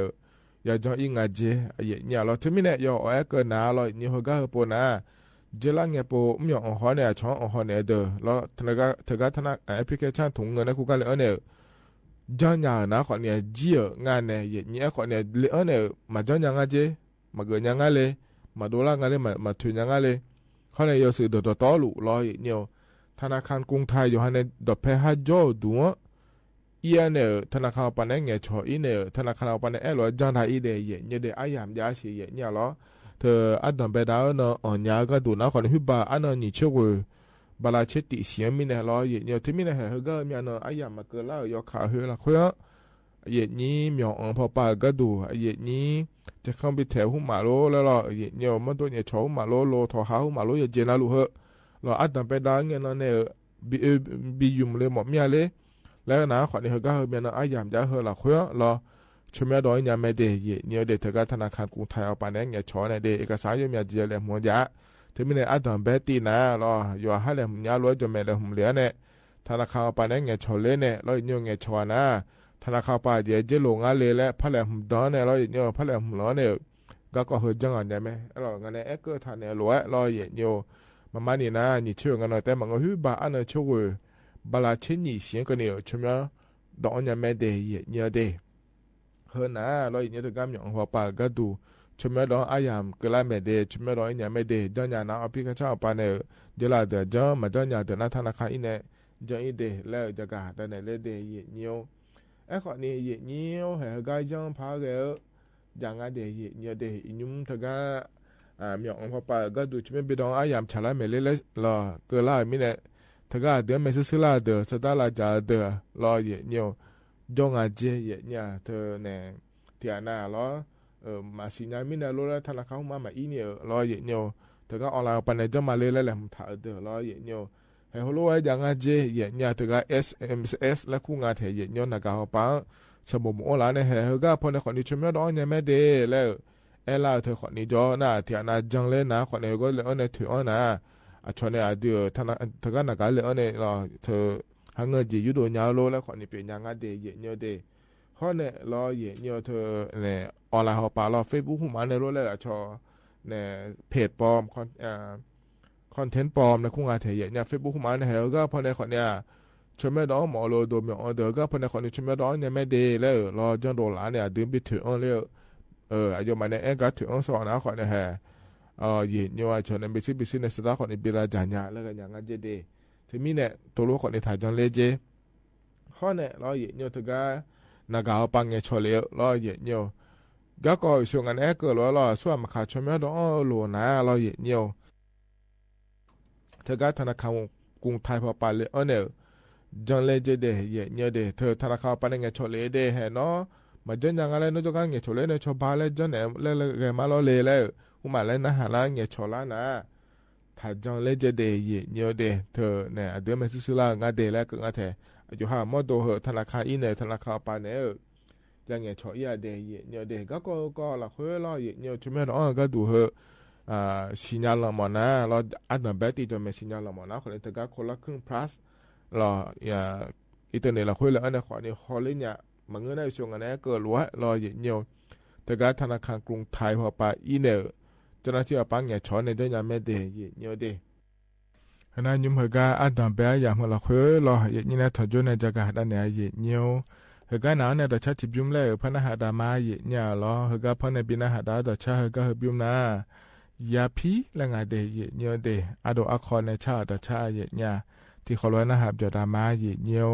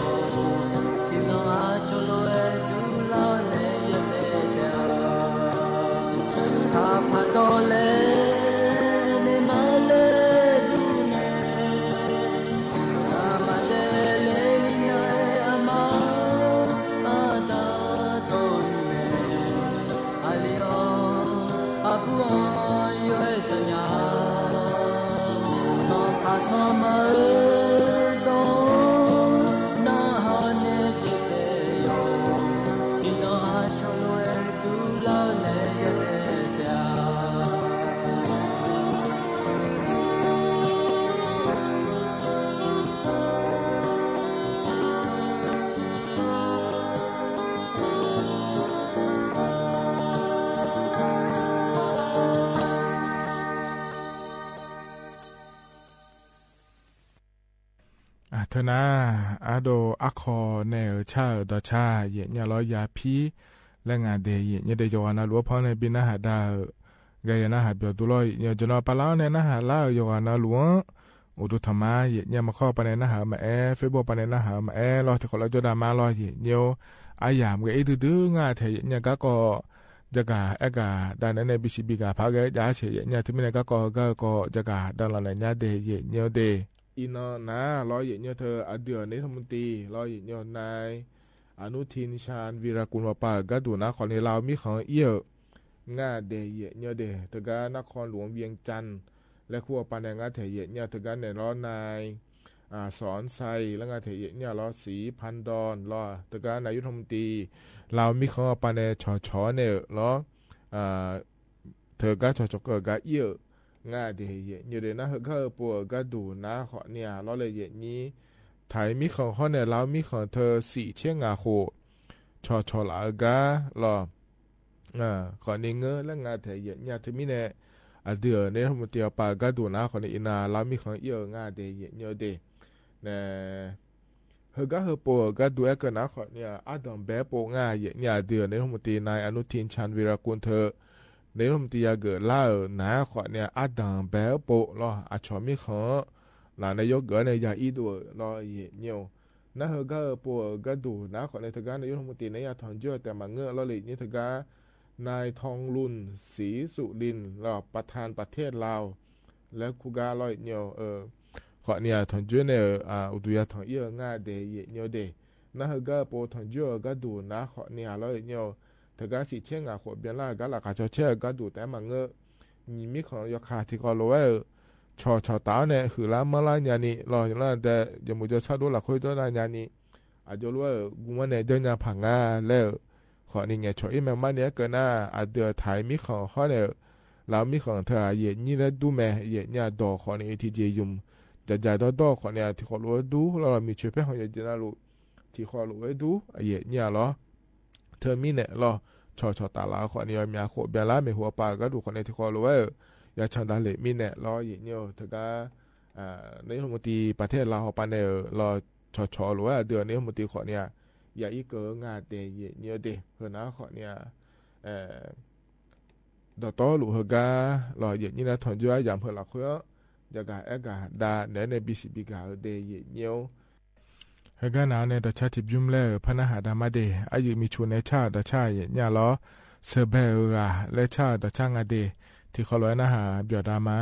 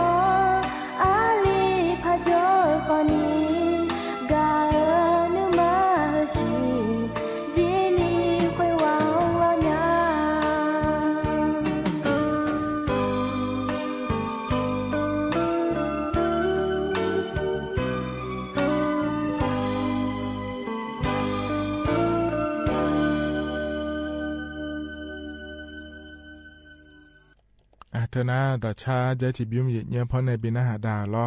จะน่าหับยอด้วยเหยียดเนี้ยเหอกันเนี่ยนะอายามข้าจะล่าเหอเดเหยียดเนี้ยเด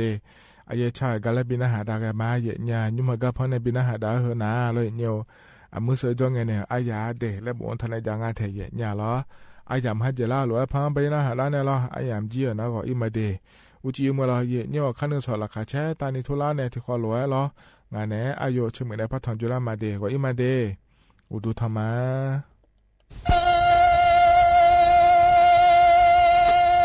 ละครับอันมาชูอะไรเอาเล่มยินมาเชื่อบ่อยละโอนาละดูมองอาติมาโอมาสมมาบ่มาจังเมื่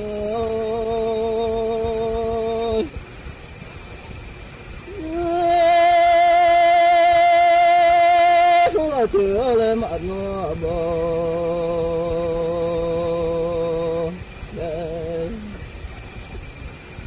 เลยจะเย็นหาที่อาอมาทำมาบ่มาจะเล่นดี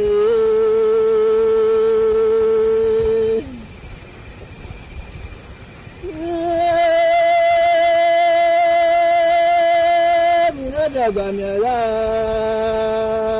ละจีนงามนับมาอาจารย์จะมีอะไร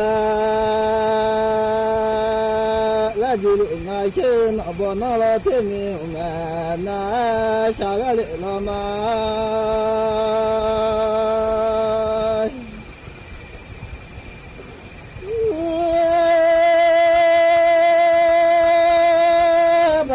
是的，老的老了，我是啥呀？我买啥？呀，现在嘛我做嘛，现在嘛米了下老呢。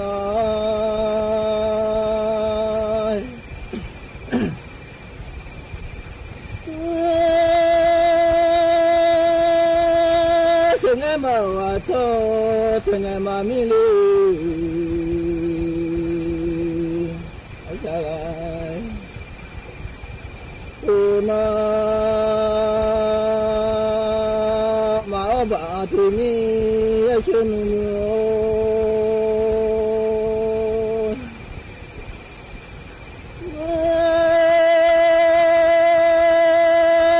เบื่อเลยที่จี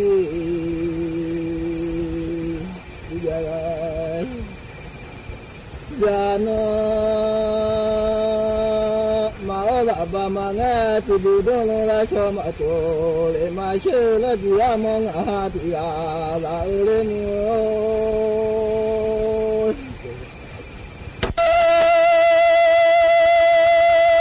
จิบามมาชู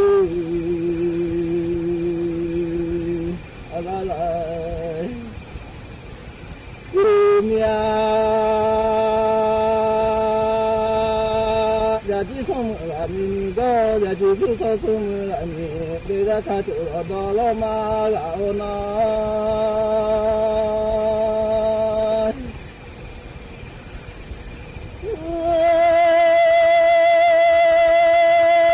มันได้บอกละมีจะชูละโอดีมีก็ว่ามือหน้าที่ละโอนาฮันว่าทุกมันบ่มาเงินอยู่รู้ wa yo ma ne bo ma ngem etana cha la nga le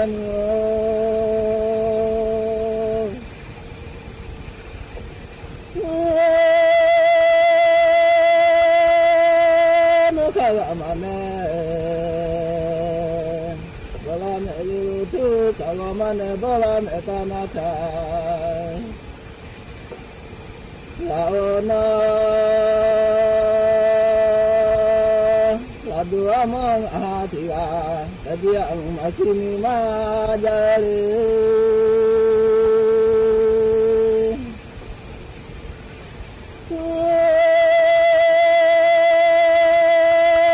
mama sini ma jalu nyama dia mai sini ma jangan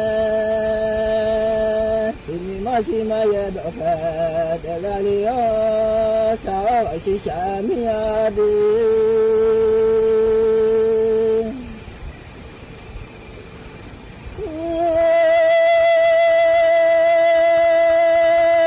sama sama to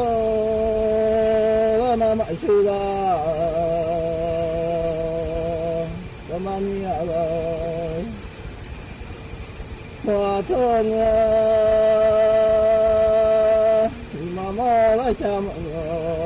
đó là mama la chăm đó da ya luôn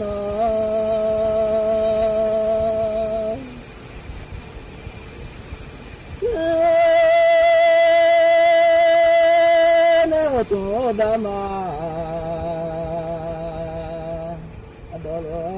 dua mong atia milono aja gamela dia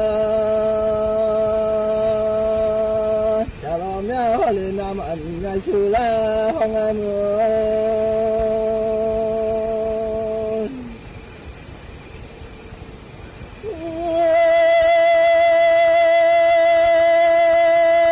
miti dulu saja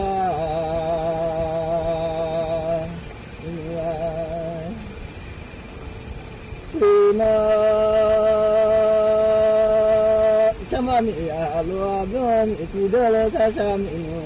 lana shio sesanya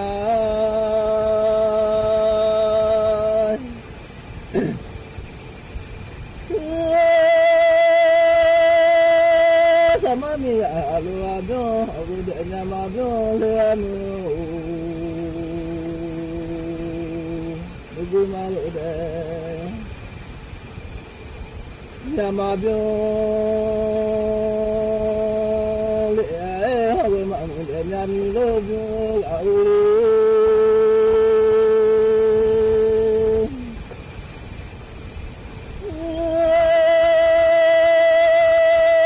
jidelo sasaminu ma shadam ilo matoy wilaya sadam ilo denya kamilom ikidelo sasam ino au seo shashanya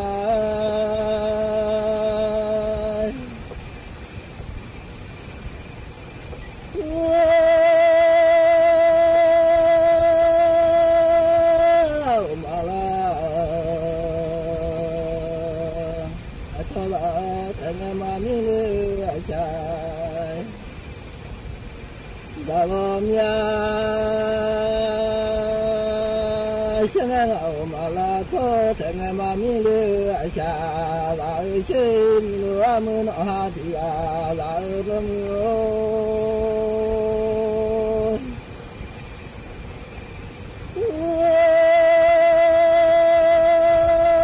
senang ulah tono mau pulamnya suri bawa pulamnya suri mana nyano tengah mamile asya lalu mami aci asya to temu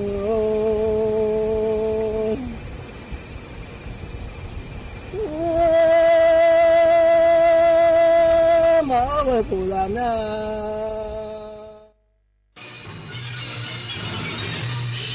สถานีวิทยุกระจายเสียงแห่งประเทศไทยและเครือข่ายทั่วประเทศเสนอข่าวต้นชั่วโมงรู้เร็วรู้จริงเกาะติดทุกสถานการณ์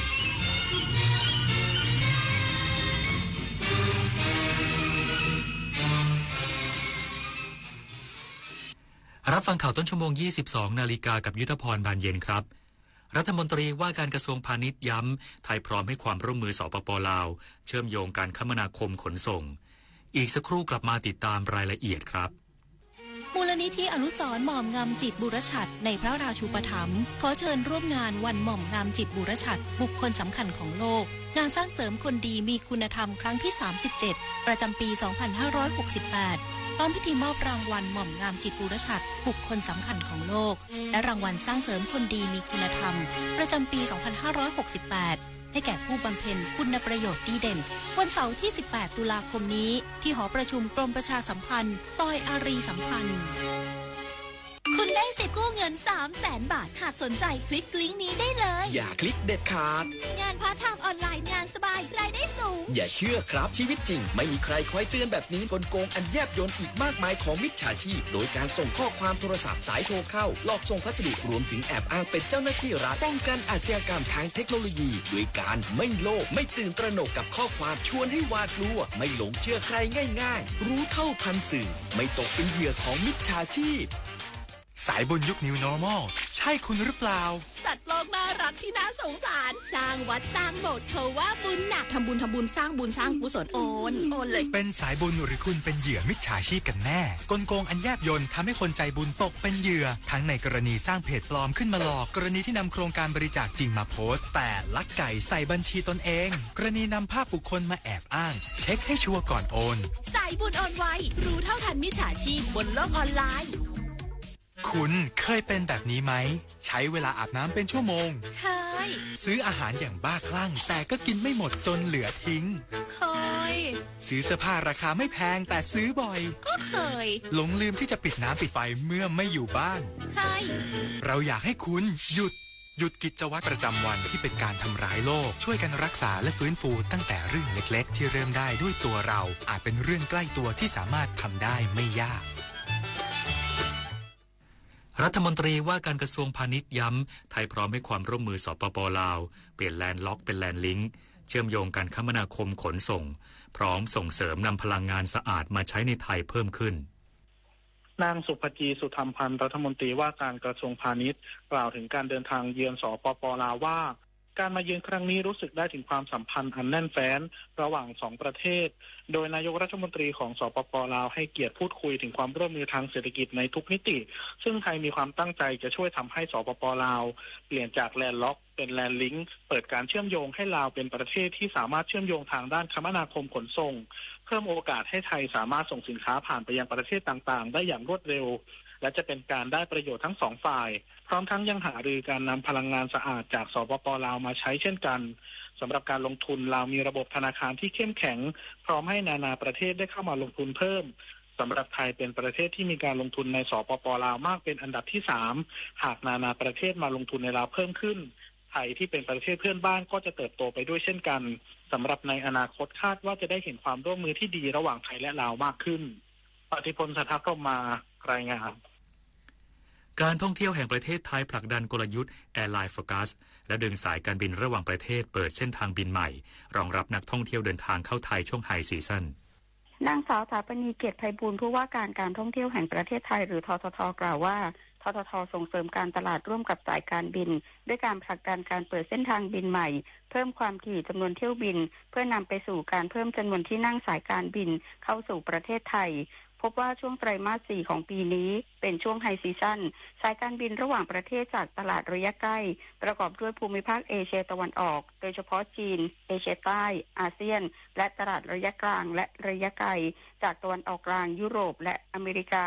มีการเปิดเส้นทางบินใหม่รวมกว่า80เส้นทางจากเมืองหลักและเมืองรองของต่างประเทศสู่จุดหมายปลายทางของประเทศไทยไม่ว่าจะเป็นกรุงเทพมหานครเชียงใหม่กระบี่ภูเก็ตและระยองที่อุตภเปารวมถึงมีการเพิ่มเที่ยวบินเข้าสู่ประเทศไทยมากขึ้นอย่างเห็นได้ชัดโดยเฉพาะในเส้นทางตลาดยุโรปและเอเชียใต้ที่สถานการณ์การบินกลับมาขยายตัวและเติบโตกว่าช่วงก่อนสถานการณ์การแพร่ระบาดโควิด -19 ขณะที่เส้นทางบินจีนมีถึง16เส้นทางบินรวม731เที่ยวบินสะท้อนถึงการเติบโตที่แข็งแกร่งของดีมานด์การเดินทางเข้าประเทศไทยในช่วงปลายปีนพศรแก้วคำรายงานกรมควบคุมมลพิษและเทศบาลนครเชียงใหม่ร่วมกันเร่งฟื้นฟูคุณภาพน้ำคลองแม่ข่าให้กลับมามีคุณภาพดีอีกครั้งพร้อมรับเทศกาลลอยกระทงปีนี้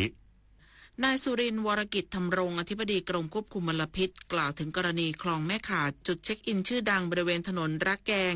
ตำบลหายาอำเภอเมืองเชียงใหม่จังหวัดเชียงใหม่น้ำเริ่มเน่าเสียส่งกลิ่นเหม็นลอยตามลมมาเป็นระยะน้ำเปลี่ยนเป็นสีเทาและสีดำคล้ำไหลมาจากทางตอนเหนือของสายคลองต่อเนื่องจนกระทบภาพลักษณ์การท่องเที่ยวว่าได้ให้สำนักสิ่งแวดล้อมและควบคุมมลพิษที่1เชียงใหม่ตรวจสอบสถานที่คลองแม่ข่าบริเวณสะพานระแกงพบน้ำมีสีดำคล้ำมีกลิ่นเล็กน้อยมีเศษกิ่งไม้ใบไม้และขยะไหลเข้าคลองแม่ข่าเมื่อตรวจวัดภาคสนามพบปริมาณออกซิเจนความเป็นกรดด่างและค่าการนำไฟฟ้าซึ่งคุณภาพน้ำอยู่ในเกณฑ์เสื่อมโทรมจึงได้ประสานเทศบาลนครเชียงใหม่ปรับปรุงพื้นที่ดังกล่าวทั้งนี้เทศบาลนครเชียงใหม่จะเร่งดำเนินการก่อสร้างฟื้นฟูคลองแม่ข่าในเฟส 3ที่เป็นการขุดลอกคลองแม่ข่าบริเวณถนนมหิดลอยู่ช่วงท้ายของจุดท่องเที่ยวคลองแม่ข่าถนนระแกงเพื่อเพิ่มขีดความสามารถในการระบายน้ำออกจากตัวเมืองและลดปัญหาน้ำท่วมพร้อมก่อสร้างระบบท่อรวบรวมน้ำเสียเพื่อนำไปบำบัดก่อนปล่อยลงคลองและจะประสานหน่วยงานต่างๆที่เกี่ยวข้องบูรณาการจัดการคุณภาพน้ำในคลองแม่ข่าให้แล้วเสร็จก่อนเทศกาลลอยกระทงปีนี้ปิยาพันธ์ยังเทียนรายงานจบข่าวยุทธพรบานเย็นอ่านรับฟังข่าวครั้งต่อไปเวลา 23:00 น.ครับติดตามข่าวที่นำเสนอไปแล้วได้ที่ www.thainews.prd.go.th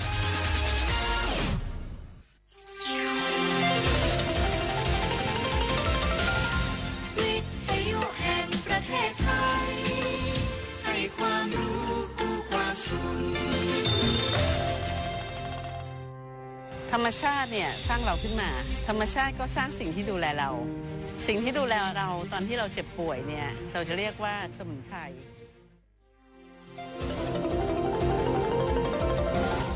วิทยุแห่งประเทศไทยให้ความรู้กู้ความสุข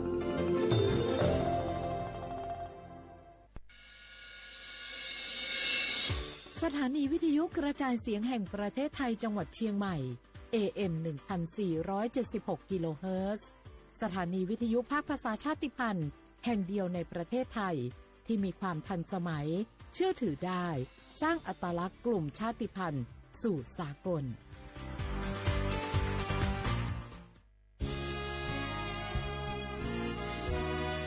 พระบารมีปกเกล้าเพื่อปวงชนชาวไทยจากพระราชกรณียกิจนานับประการที่พระบาทสมเด็จพระเจ้าอยู่หัวและพระบรมวงศานุวงศ์ทรงทุ่มเทพระวรกายทรงงานอย่างไม่เหน็ดเหนื่อยเพื่อประโยชน์สุขของประสบนิกรจากโครงการหลวงสู่การพัฒนาแหล่งน้ำส่งเสริมการศึกษาและด้านสาธารณสุขที่มุ่งเน้นการพึ่งพาตนเองและการพัฒนาอย่างยั่งยืนทุกย่างพระบาทคือการทรงงาน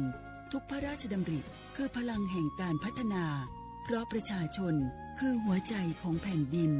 ร่วมเสริมสร้างความรักในสถาบันหลักของชาติโดยสำนักงานประชาสัมพันธ์ที่ 3 กรมประชาสัมพันธ์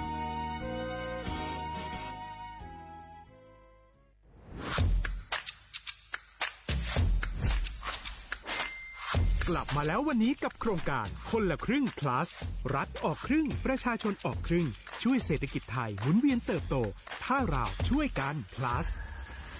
ต่อยอดให้เศรษฐกิจไทยเติบโตอย่างยั่งยืนด้วย5 plus plus ที่ 1 เพิ่มช่วงอายุผู้เข้าร่วมโครงการจาก18ปีเป็น16ปีplus ที่ 2 เพิ่มวงเงินใช้จ่ายจาก150บาทเป็น200บาทเพิ่มพลังซื้อของประชาชนเพื่อกระตุ้นการหมุนเวียนในระบบเศรษฐกิจฐานรากลดภาระค่าครองชีพ plus ที่ 3 เพิ่มสิทธิพิเศษด้วยการดูแลผู้ที่อยู่ในระบบภาษีให้ได้รับสิทธิพิเศษมากขึ้นเพื่อสร้างแรงจูงใจให้ทุกคนร่วมอยู่ในระบบอย่างโปร่งใส plus ที่ 4 เพิ่มโอกาสให้นิติบุคคลขนาดเล็กเข้าร่วมได้ ให้ธุรกิจเติบโตเป็นกำลังสำคัญของเศรษฐกิจไทย plus ที่ 5 เพิ่มทักษะใหม่เพื่อพัฒนาให้ร้านค้านำความรู้ใหม่ๆมาช่วยเพิ่มยอดขายลดต้นทุนเรียนรู้เติบโตและปรับตัวไปกับเทคโนโลยีใหม่เพื่อสร้างเศรษฐกิจที่แข็งแกร่งจากคนละครึ่งสู่คนละครึ่ง plus ไม่ว่าจะสั่งข้าวคนละจานชาเขียวคนละแก้วขนมเค้กคนละชิ้นหรือหลายๆชิ้นก็ใช้ส่วนลดได้ทันทีสูงสุดวันละ200 บาทแถมใช้กับฟู้ดเดลิเวอรี่ก็ยังได้สำหรับประชาชนไทยอายุ16 ปีเป็นต้นไปสมัครรับสิทธิ์ผ่านแอปพลิเคชันเป๋าตังวันที่ 20-26 ตุลาคม 2568 สำหรับร้านค้าที่สนใจร่วมโครงการสมัครได้ผ่านแอปถุงเงินวันที่ 15 ตุลาคมถึง 19 ธันวาคม 2568 แล้วเตรียมพร้อมรับลูกค้าจากทั่วประเทศเพราะนี่คือโครงการที่คนไทยทุกคนช่วยกัน plus เพื่อให้เศรษฐกิจไทยโตไปพร้อมกันโครงการคนละครึ่ง plus ดำเนินการภายใต้เป้าหมายที่ชัดเจนของรัฐบาลในความต้องการกระตุ้นเศรษฐกิจลดภาระค่าครองชีพให้ประชาชนและยกระดับศักยภาพผู้ประกอบการไทยให้พร้อมในยุคดิจิทัลโดยยังคงยึดหลักความโปร่งใสตรวจสอบได้และป้องกันการใช้สิทธิที่ผิดวัตถุประสงค์คนละครึ่ง plus เพิ่มพลังเศรษฐกิจไทยพร้อมโตไปด้วยกัน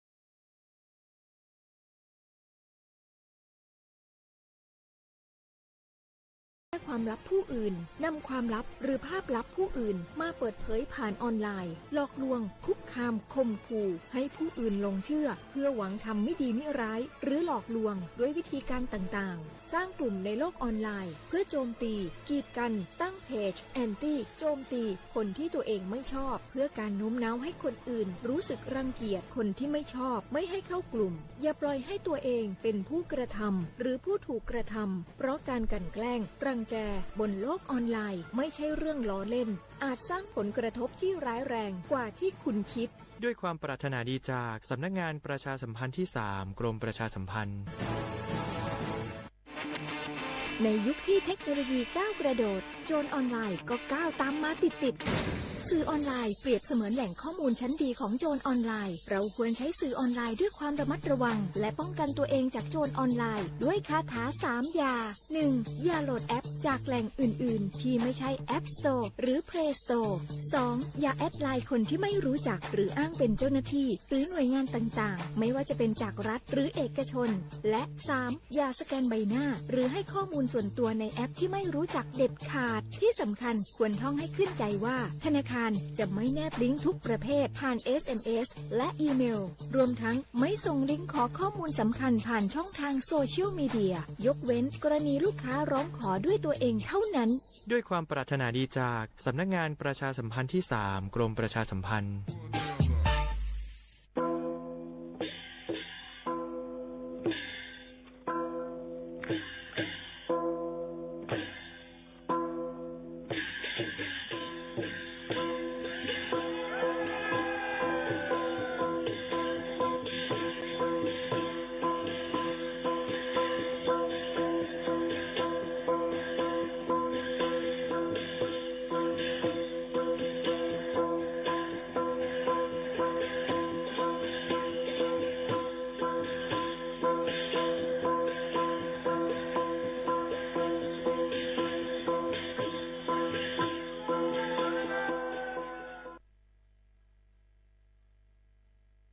พี่น้องเขาสนใจใครปืนเผาผ่านตั้งห้องเปิดเสียงสวทเก้งใหม่ปั่นตั้งหู้ห่มปาดังมีดังซื้อถ่อมแจ้งเรื่องนี้กว่าไก่ในปืนตีเจดอนเก้งใหม่กับสืบมาเลยดี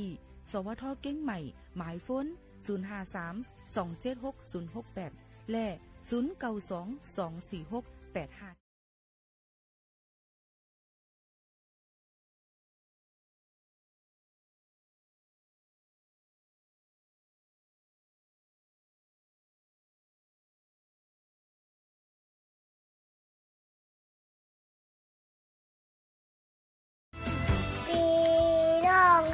เขาตึกถ่อมห้องปล่อยเสียงสวทเก้งใหม่ AM 1476 กิโลเฮิรตซ์ค่ะอย่าลืมปั่นแห้งค่ะนะ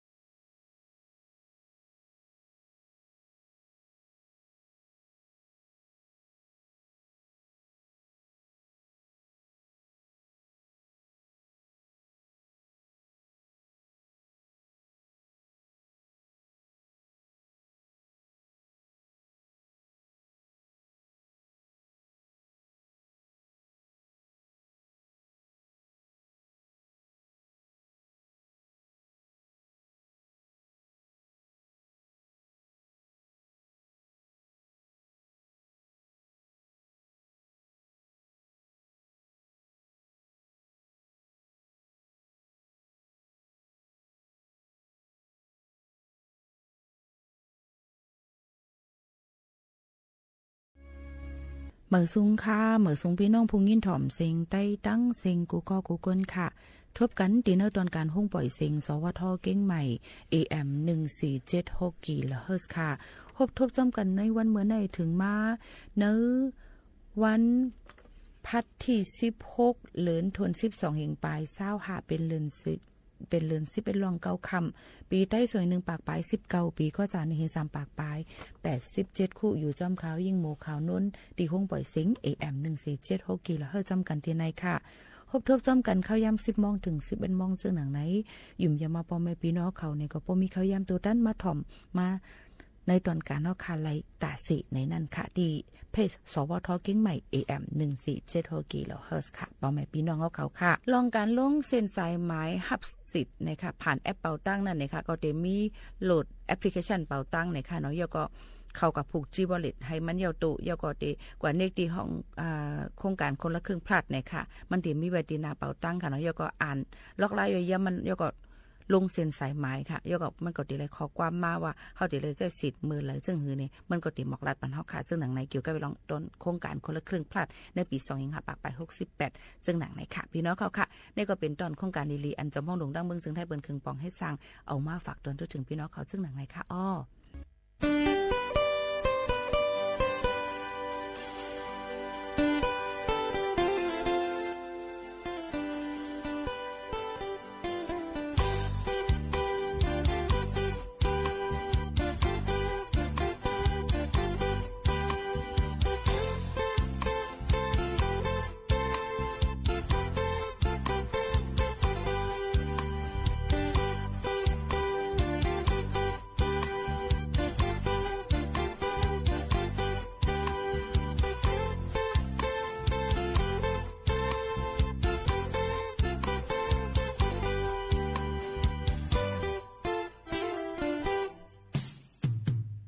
เดลัดเซเนเปิ้นเป็นเจิงหือ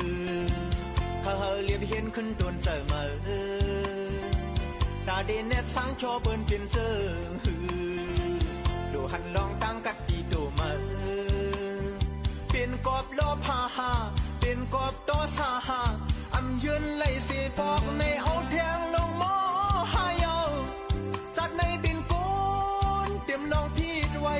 เตรียมลองตั้งไม้ตีโตหายสัตว์ปนห้ามไว้ลองลีกูสูถึงสัตว์ในเกียนตุกยับอยู่คันเจออำนั้นเลยเฮ็ดไว้วดอันซ่าหือตาสัตว์ในขึ้นหบเลยตอบแทน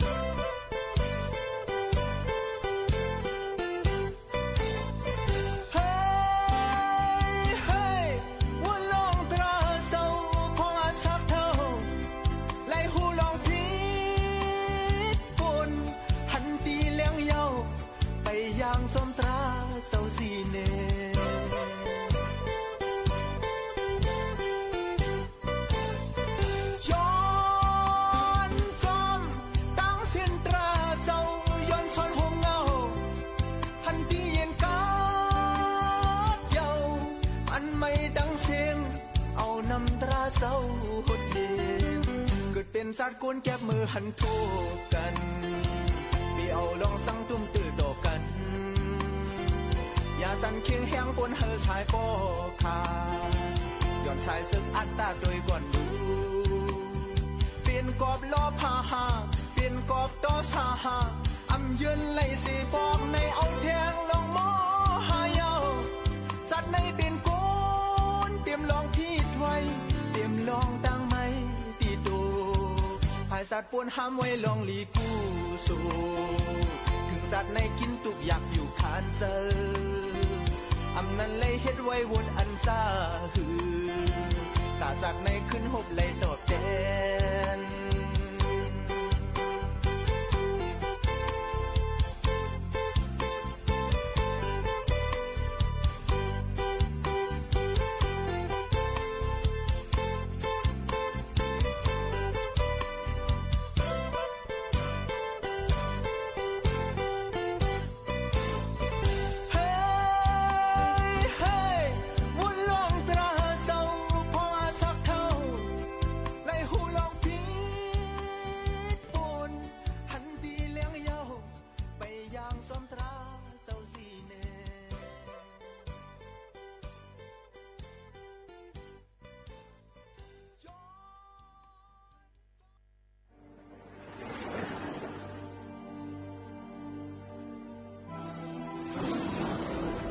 ทองยำนำทองตราสาใจลงใจตึงก็มันกันนำในเลทองฟังพังมันนะแปลคำในขึ้นไหนเขาเจ้าดีปันหุบโพตลาวะอ่ำโมลึงในอ่ำโมตายในว่าสัมบาริโล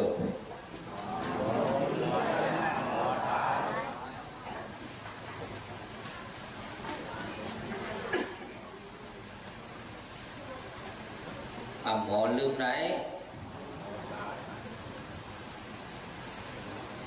cácสิ่งcho họ dễ mỗi lần mò lương này mò lương này mò tài vậy thế nó con này đã cạo khẩu tới này luôn là thầy tài à con này mình thấy quan thảm màนั่นเป็นถามnhưนั่นเจ้านี่หรอเป็นถามกันไปอยู่ดีกินวันอยู่ห้าทางยาวห้าเป็นวันตรงไหนเพิ่มกับทำลองตายกันเสียหน่อยอันนี้เราก็ถามเรื่องนั้นมันใจพอหมดตอบมันอันก้นเฮาใครหันใครไล่เดือดเปิ้ลได้เป็นสังบ่ไหนเปลี่ยนรองอันตายนี่สิบ้านหน้าบ่ไหนก็เปลี่ยนอะไรได้เกิดไม่อะไรหมดตายนั่นแก้วเลยเปิ้ลน่ะใครเปลี่ยนเรื่องหน้าบ่ไหนใครเปลี่ยนเรื่องนั้นเนี่ยไปการมันน้ำใจตัวขันฐานเท่าไรเมื่อเลี้ยวในบ่ไหนวันถึงมาวันหนึ่งทำใจก็ที่เป็นสังว่าไหนที่กว่าหังมันอ่ะเสียเนาะกำมองก็เกิดมาบ่ถึงกว่ากำมองก็1 ปีกว่ากำมองก็2 ปีกว่ากำมองก็10 ปีกว่ากำมองก็20 ปีกว่าต่างกว่าว่าไหนกว่าพวกกว่ามันดีๆกะสู้เก่าหาเสื้อไหนในก็ไหนเมื่อเหลียวได้ก็ยังตึงมีตัวมีเสือเทเลโอ้กันไล่หันกันไล่ลาดตัวกันไล่ช่วยกันไล่ว่าอย่างปากผีว่าไหนที่มีเผาหลาเส้นไหนว่าไหนฮะมีเผายาวดีกว่าเราหมดหลาว่าไหนอันห้องใครไล่นั่นนะดีกว่าดินห้องใครเปลี่ยนน่ะป้าดินนั่นซิงเซนน่ะใส่เหมือ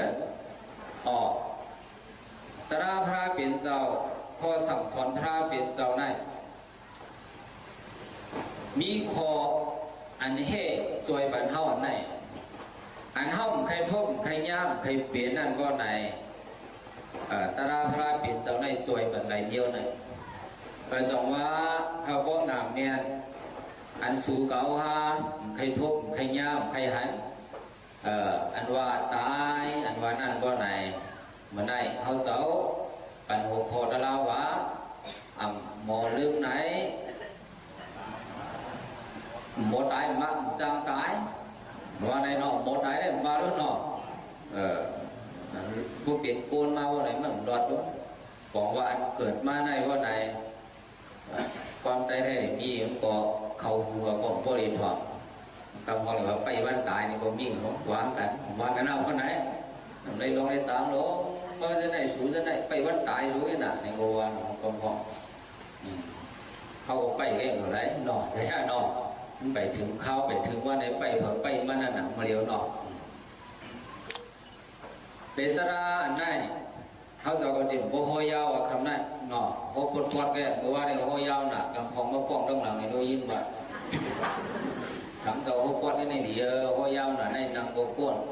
ของมาก็ขั้นจะนี้เป็นผู้เราก็ผู้ดีกว่ามันเนาะ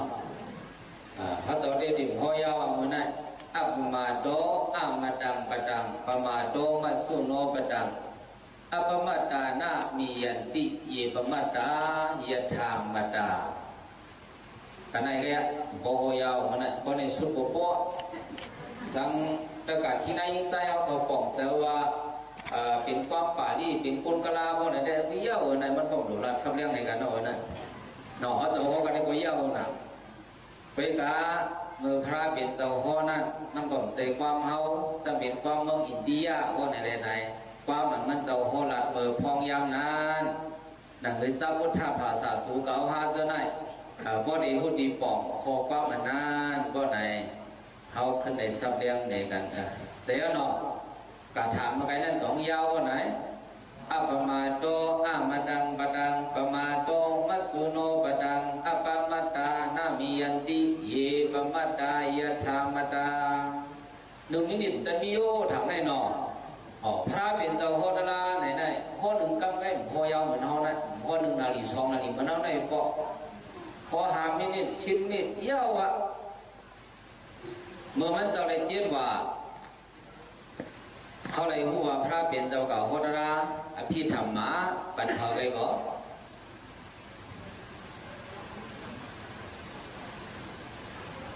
เขตโลกของพวกเราว่าเมื่อพระเป็นเจ้าเลยเจ็ดว่านั่นน่ะพระเป็นเจ้าเก่าโหดราบรรพาเลยก็อย่างยิ้มมะในพื้นพระเป็นเจ้าพระเป็นเจ้าขึ้นกับเมืองผีดาวเริงสาสิแล้วเก่าห้องตราปันเมมันเจ้าต้องได้ต้องยามยิ้มเถอะก็ยามยิ้มก็ในว่าปีได้ใต้เตานังจอวัดใหม่ในห้องวัดในนาเตาเนี่ยน่าสิริมาลาเก่าว่าพระเป็นเจ้าเลยเจ็ดว่าขึ้นเก่าโหดราพิธรรมะเจ็ดยามตีในเมืองผีดาวเริงสาน่ะเป็นทางในลายหาเจ้าเฮาในก็ในว่าปีนั้นก็ว่าขึ้นการขึ้นจองว่าไหนใต้เตาห้องกูวันละหนักเขาตอนนี้โบโหยาวลาในเรื่องไหนกันแก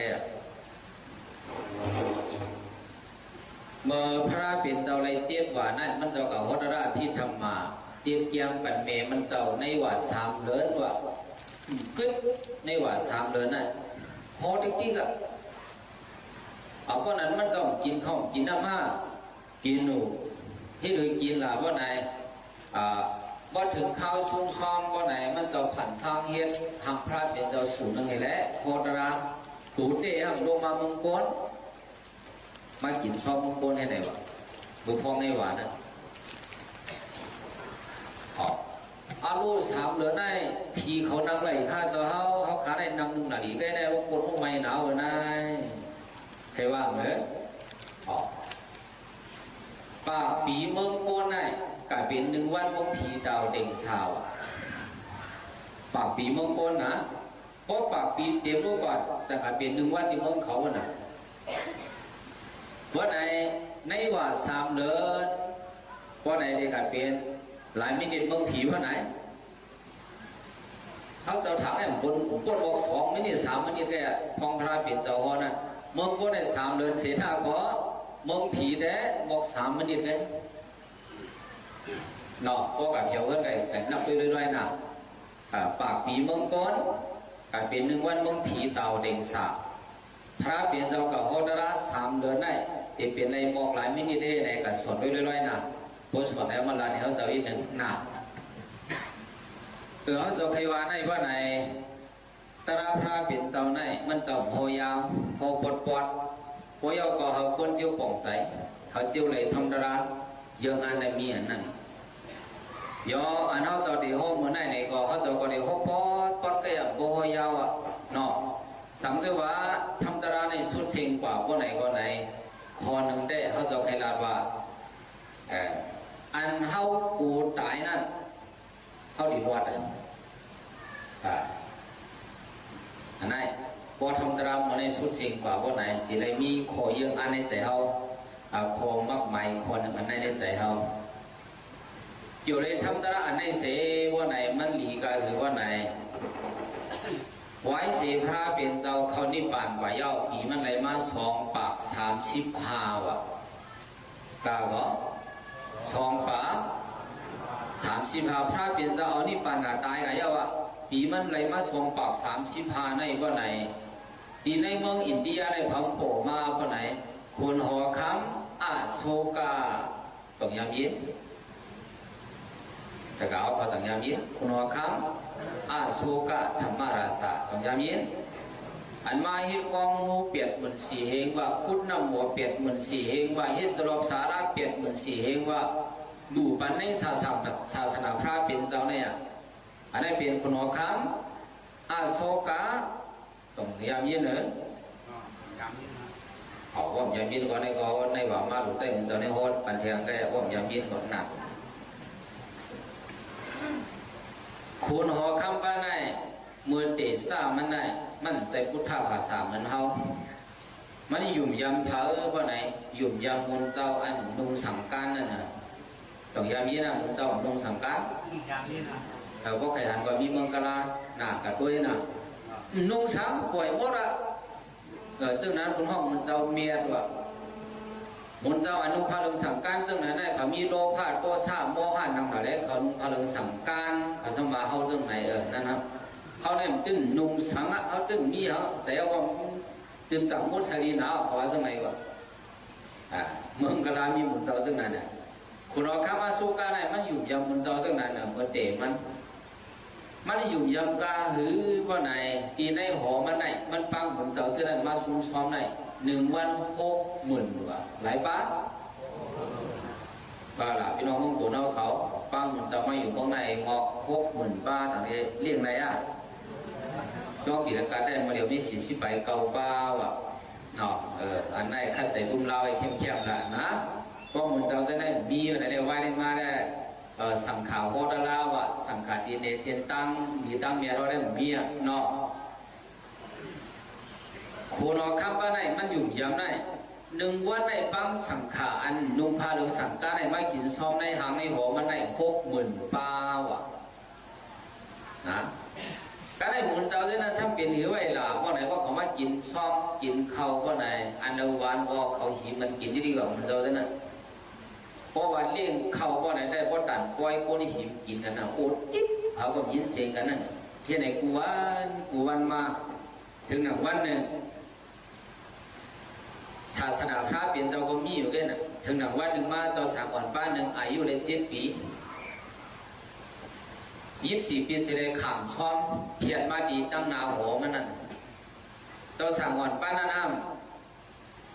หมอกตาก็ตุ้ยไก่เหมือนเฮาจะได้ตุ้ยไก่หมอก4 2 5 2ในไปกว่ามันนั่นนะ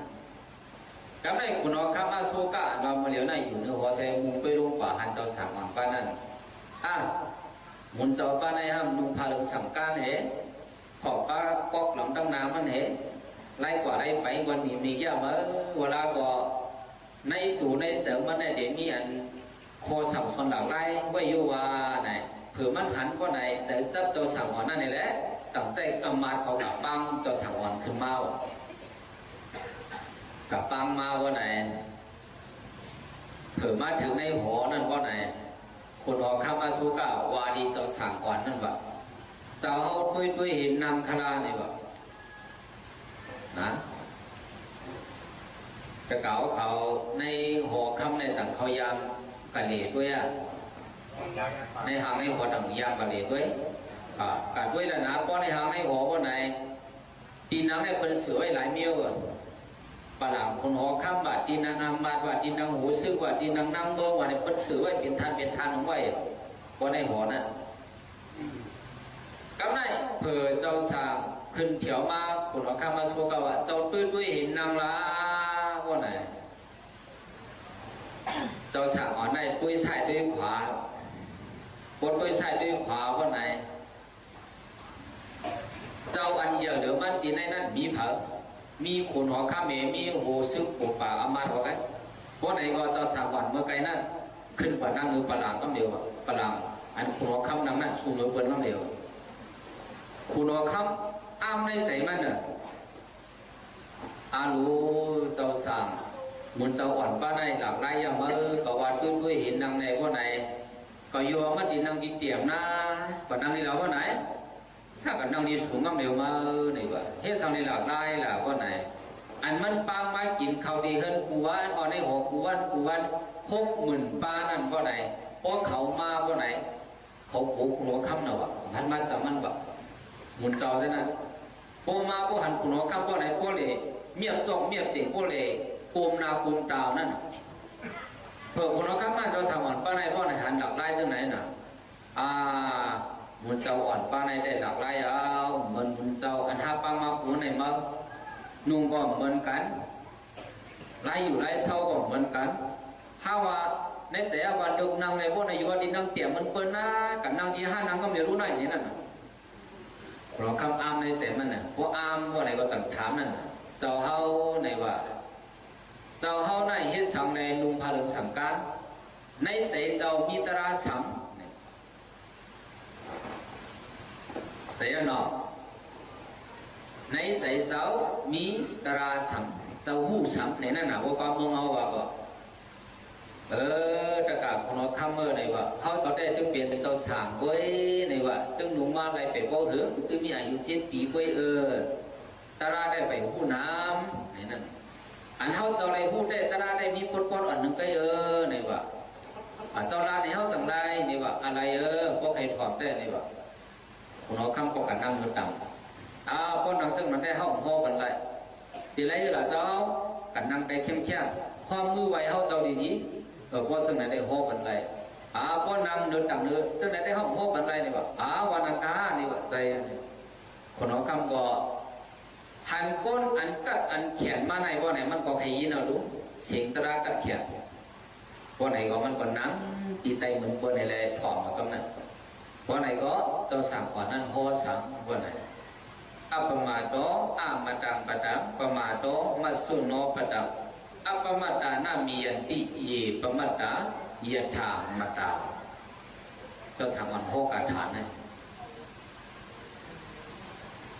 บรรคามในว่าก้นอ่ำหมอลืมในที่เป็นก้นจังไรสายนั่นเดียวกาฐานมาไกลนั่นกันได้เป็นคนแต่กล่าวเขาต้องไม่นะก้นอันอ่ำหมอลืมไหนที่เป็นก้นที่อ่ำไรตายในคนข้อทดสอบให้การฐานนั้นว่าหรือว่าไหนก้นอันลงตัวลืมขี้อยู่ในห้างจะเป็นก้นตายได้เสียหลายคอย2 ข้อต้อง2 ข้อในคนละอย่างตารางมันนะ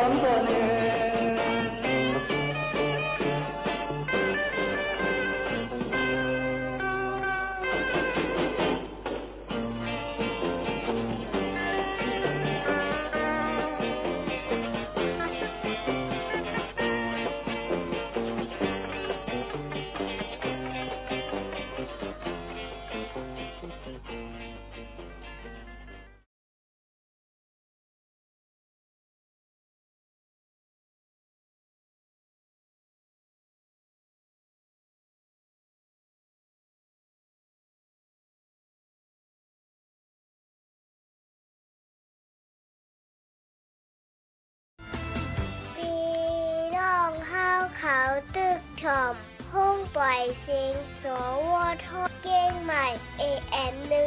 1476 กิโลเฮิรตซ์ค่ะอย่าลืมปั่นแห้งค่ะ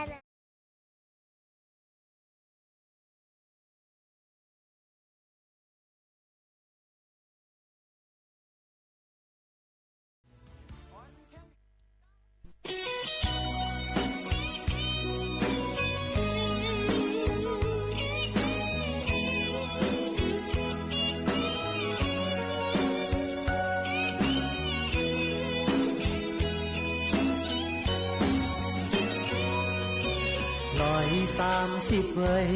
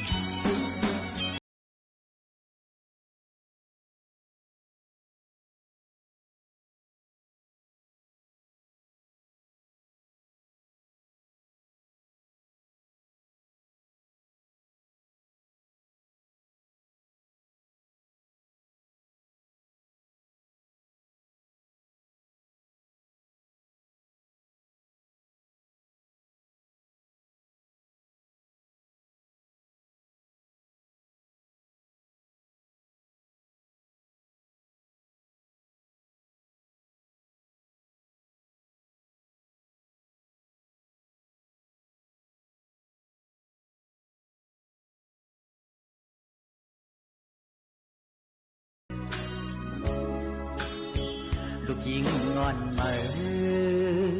ห้องว่าเย็น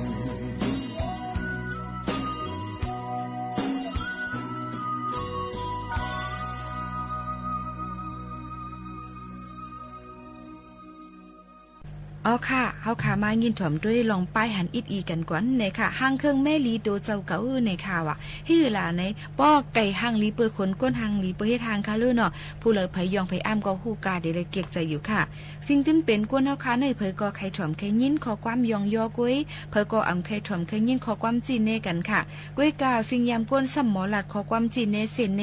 ไผผายเนียนค่ะอำสุลาลีลาดความยองยอต่อกันในตึ้นเป็นตั้งยามและสภาวะกวนผู้ทุจีนเขาเยาค่ะสังเจอว่าหู้ลองสภาวะก้นเสแม่ลีปันไหลลองตั้งยำอันคุยแต้มยอกเจอในเดเป็นมาผู้ลักแหลมผู้อ่องแบะผู้ลือหงอยู่อำห้างค่ะลองว่าแม่ลีตั้งยำก้นลองจ้าง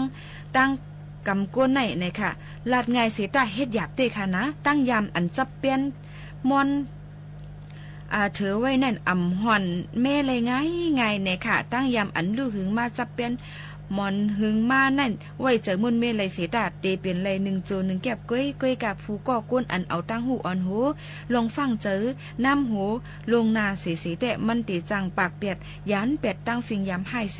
จังก่อสร้างเฮ็ดตั้งยำดีกว่าอยู่หันเมียนตั้งพิษเปิ้นเสียเย้าป้อเตลัดความเสแน่เปิ้นในจึงถูกลีขึ้นไหลวนสอนต่อตัวเจ้าเก่าสังเก่าเป็นจึงมันเก่าตีขำเลยตั้งลัดเปิ้นอยู่5ไหนเย้าก็เอาเจอสอนเมียนนั่นมาสว่างใส่ในใจลีขึ้นอื่นอันเจออันไข่ลัดไข่เสเปิ้นให้หายหลายกว่าจังขึ้นปากแปดแหละเฮาเข้าหูเปิ้นหวานแหละตามหมอลัดความยองย่อก็พึกลัดค่ะพึกให้หมอไว้ใจซื่อๆใส่ๆสิยองย่อพึกให้หมอลัดความหวานเฮาเข้าหูเปิ้นไหลกูก็พึกลาดให้เพ่งเพี้ยนกันตั้งตราจือเจอพึกลาดความอันมีนำต้อนพรหลีดาปุ้นเปิ้นเฮาเปิ้นเป้ายอมหับเอาไหลในแต่ตีแคมแลบเตียวค่ะ ก้นก็อันมีใจใครยองย่อเปิ้นใครม่วนแม่หลีปันเปิ้นในอ่อนตั้งสุดตักเตไลม่วนแม่หลีหั่งตูเจ้าเก่ากวนตูเจ้าเก่าตักเตไลหมออยู่เศร้าหมอเฮ็ดสร้างจ้อมฟิงทุงเจอคือหมอเฮ็ดสร้างจ้อมนองกึ่งหน้าการหมอเฮ็ดสร้างจ้อมตั้งหูตั้งหันหมอเฮ็ดสร้างจ้อมในตรงวงก้นขวางก้น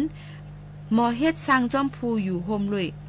เพื่อเหลียวกันหมอเฮ็ดสังจ้อมฟิงอิงเกอร์ยำเผอมันหมอเฮ็ดสังจ้อมหนังหางโตนโตหมอเฮ็ดสังจ้อมหนังเส้นเสอโจปานเจ้าเก่าในเยอะเนี่ยโจปานก้นอ่อนอันปดในเผอกอเตอำไข่เอาอากุโสลองอันอำลีผังจ้อมหางจ้อมตัวเผอมันย้อนในแลตั้งพิษอันว่าในหู้กาเตแลแหลกลายจู้ถึงตีตั้งแม่นตั้งหลีล้วนอยู่ค่ะอันเตอยู่หึงฮี้ไลกึกดินกึกนำไลในกอเตเปลี่ยนตั้งแม่นตั้งจือใจกล้วยหนังเก่าอันอ่ำแหลกลายลู่แล้วอันเขิงมันกึ้มแก่นในก็จึงเจอตั้งแมนตั้งจือใจก้อยขาหือละกับในรายการแม่ลีย่องย่อเอากุ่งมุนลองลีในตื้นเป็นการผู้คักหันเขาเย้าค่ะก้นเฮาในค่ะนะเผอก็ใครเหตุการณ์ปูนปังก้นตั้งน้ำใครยืนเพแม่งกันลองลีพ่อนลีใครตั้มว่างปันเครื่องป่วยโคของอมวยตีก้นกึดปานองปาหลังก้าป้าเจ็มลูกอ่อนก้นหนุ่มวันเหมือนในเสียงก่อนค่ะการในก็เลยว่าเป็นปูนพรก้นหนึ่งก็เสียเย้าแหละสังเคยเป็นก้นก็อันเพียนกันตั้งปูนพรในตักเตไลเป็นก้นตั้งนำหยุ่มย้ำนับเนื้อมากกว่าลองหยุ่มย้ำอันว่าในเตไลก็สร้างเฮ็ดเอาเย้าหยุ่มเกาแล่ในลัดเอาเจอค่ะเทคนิคเจอหยุ่มก็ไรปันเงินค่ำก็ตั้มใจไลแทงดูก่อนเพอเลยเพอเซว่าป้อหยุ่มยำกันก็ดอกาเตป้อหยุ่มยำกันก็ดอกานับยำกันสั่งหยุ่มยำจึงจางไลเปลี่ยนตั้งถางเทิมกันหันนีเนอกันไลถ่อมคอความกันไลแลจางพิษจางหม้อกันค่ะสั่งหยุ่มยำตายรีบซ้ำตั้งพิษยังจางเปลี่ยนตั้งเมียนลาดสังกอง่ายอายเงือเจอสังกอเฮ็ดยกกำเหลียวค่ะกอบในไรตั้งหยุ่มย้ำในลีไลเอาตั้งหูปัญญาญาณผาห้อมจวมอยู่ค่ะนะในก็มาฝากตอนถึงกันป้อในตั้งหยุ่มย้ำในเตเฮ็ดถือก่อสร้างเฮาป้อไรตั้งกึ่งหยุ่มย้ำนั่นถูกลีไลพึกเฮามีเจออันลองเพ่งเป้งกันตั้งสูงเป็นใหญ่โฮมกันเจอโฮมขำจ้าคุยหันลองลีลองจ้ากูลองจ้าโฮมขี้หลีโฮมเซอร์ไหนค่ะเจอป่องเรื่องหันแจงเนื้อกันเนื้อเพราะว่าโจปันก้นหนังกัน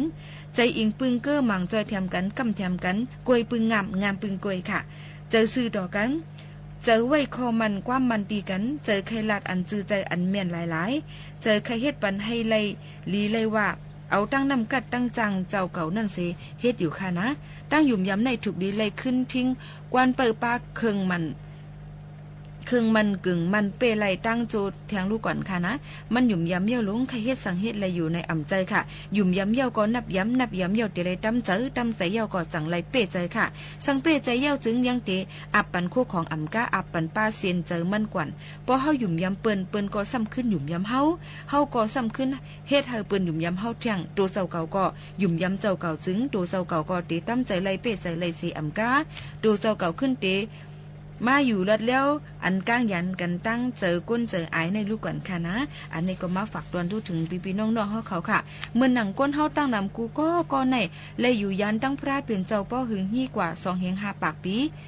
ปายเยาเสตะตึกอ่อนกันถ่อมคอเอาความคอสั่งสอนไว้อยู่หั่งเผอหั่งมันตึกเฮ็ดจมหนังคอที่สั่งปงตั้มไว้อยู่ภาษาเผอภาษามันปื้นแปดฟิงทุ่งเผอมันเย็นแงอ่อนไว้กูก็อยู่ค่ะลูกล่างอันเลยยันไกยันก้างกันตั้งอูเมกูก็ในก็เลยผัดยันตั้งเมเมืองกูเผอมันเลยอยู่ยันป่นข้ามไว้ลายห้วยลายลอยไกยาวปออ่านเอาโหเฮงโหหมุนลักเลยอยู่เศร้าจอมหลายเจอหลายคือก็ฮู้โตถ่อมคอกเอาความอูเมเผอมันฮู้โตนับยำกูยำกุ้งมุนเงาอูเมเผอมันฮู้โตมุงมองตั้งเจออุ่นว่นขอบตั้งเจออุ่นอันยำเลยห่มพ้อยห่มเงาจอมกันมานั่นอยู่รู้เนี่ยเฮาก้นเท่าเด้ในค่ะว่าเปิ้นในก้นเตียมมันค่ะนะปีนางหลาวใส่ยิ่งเฮาเขาเตียมไม่ว่าวันหนึ่งเจ้าตีลอดเลยลองตายตักเดเป็นพองดินพองเต้ากะกุ้ยเจออันเป็นลูกหลานเจออันเป็นก้นหนุ่มอันตีปูดหางหอต่อเฮือนอันตีสืบเหตุการณ์ปูนปังก้นตั้งหลายในลีเลยว่นถึงเฮาเป็นก้นกึ่งเลยตั้มเจอกึ่งเลยเป้ใส่กูไผมันสีกำแหน่ในก็คอตาปาแต้มปลายกำลาวใส่ยิ่งในค่ะมาฝากตอนจู้ถึงพี่น้องเขาปอดอ่อนตอนหนึ่งในวันเมื่อในค่ะ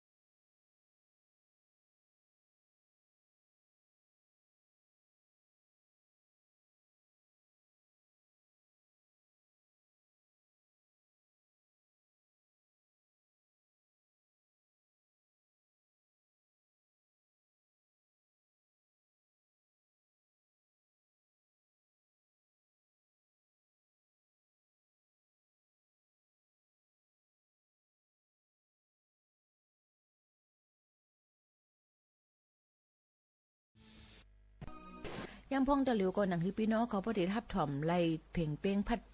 เพ่งเหมือนกันกูตีกูตั้งคัดเสกเสียงฝากตอนทุกถึงกันข่าวเงากลางในกลางคำก็ได้เหมือนกันค่ะเนาะฝากตอนทุกถึงพี่น้องเขาให้เลยยินทอมมีลองข่าวเงาเปลี่ยนไปหลากหลายซึ่งคือเตมาต่อแต่แค่นี้ปันพี่น้องเขาแทงอยู่ค่ะตอนแต่ในวันเหมือนในขอบใจถึงภูปันแห้งเขาตั้งเสียงสีตีย้อนผาดยันมือก่อนค่ะเหมือนสูงค่ะ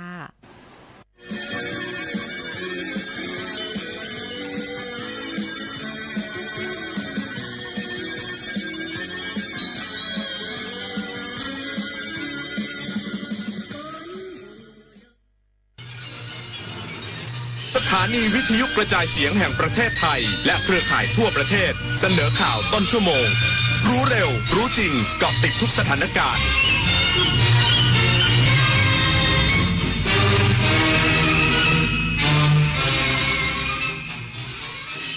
รับฟังข่าวต้นชั่วโมง 23 นาฬิกากับยุทธพรบานเย็นครับ DSI ยืนยันตอบ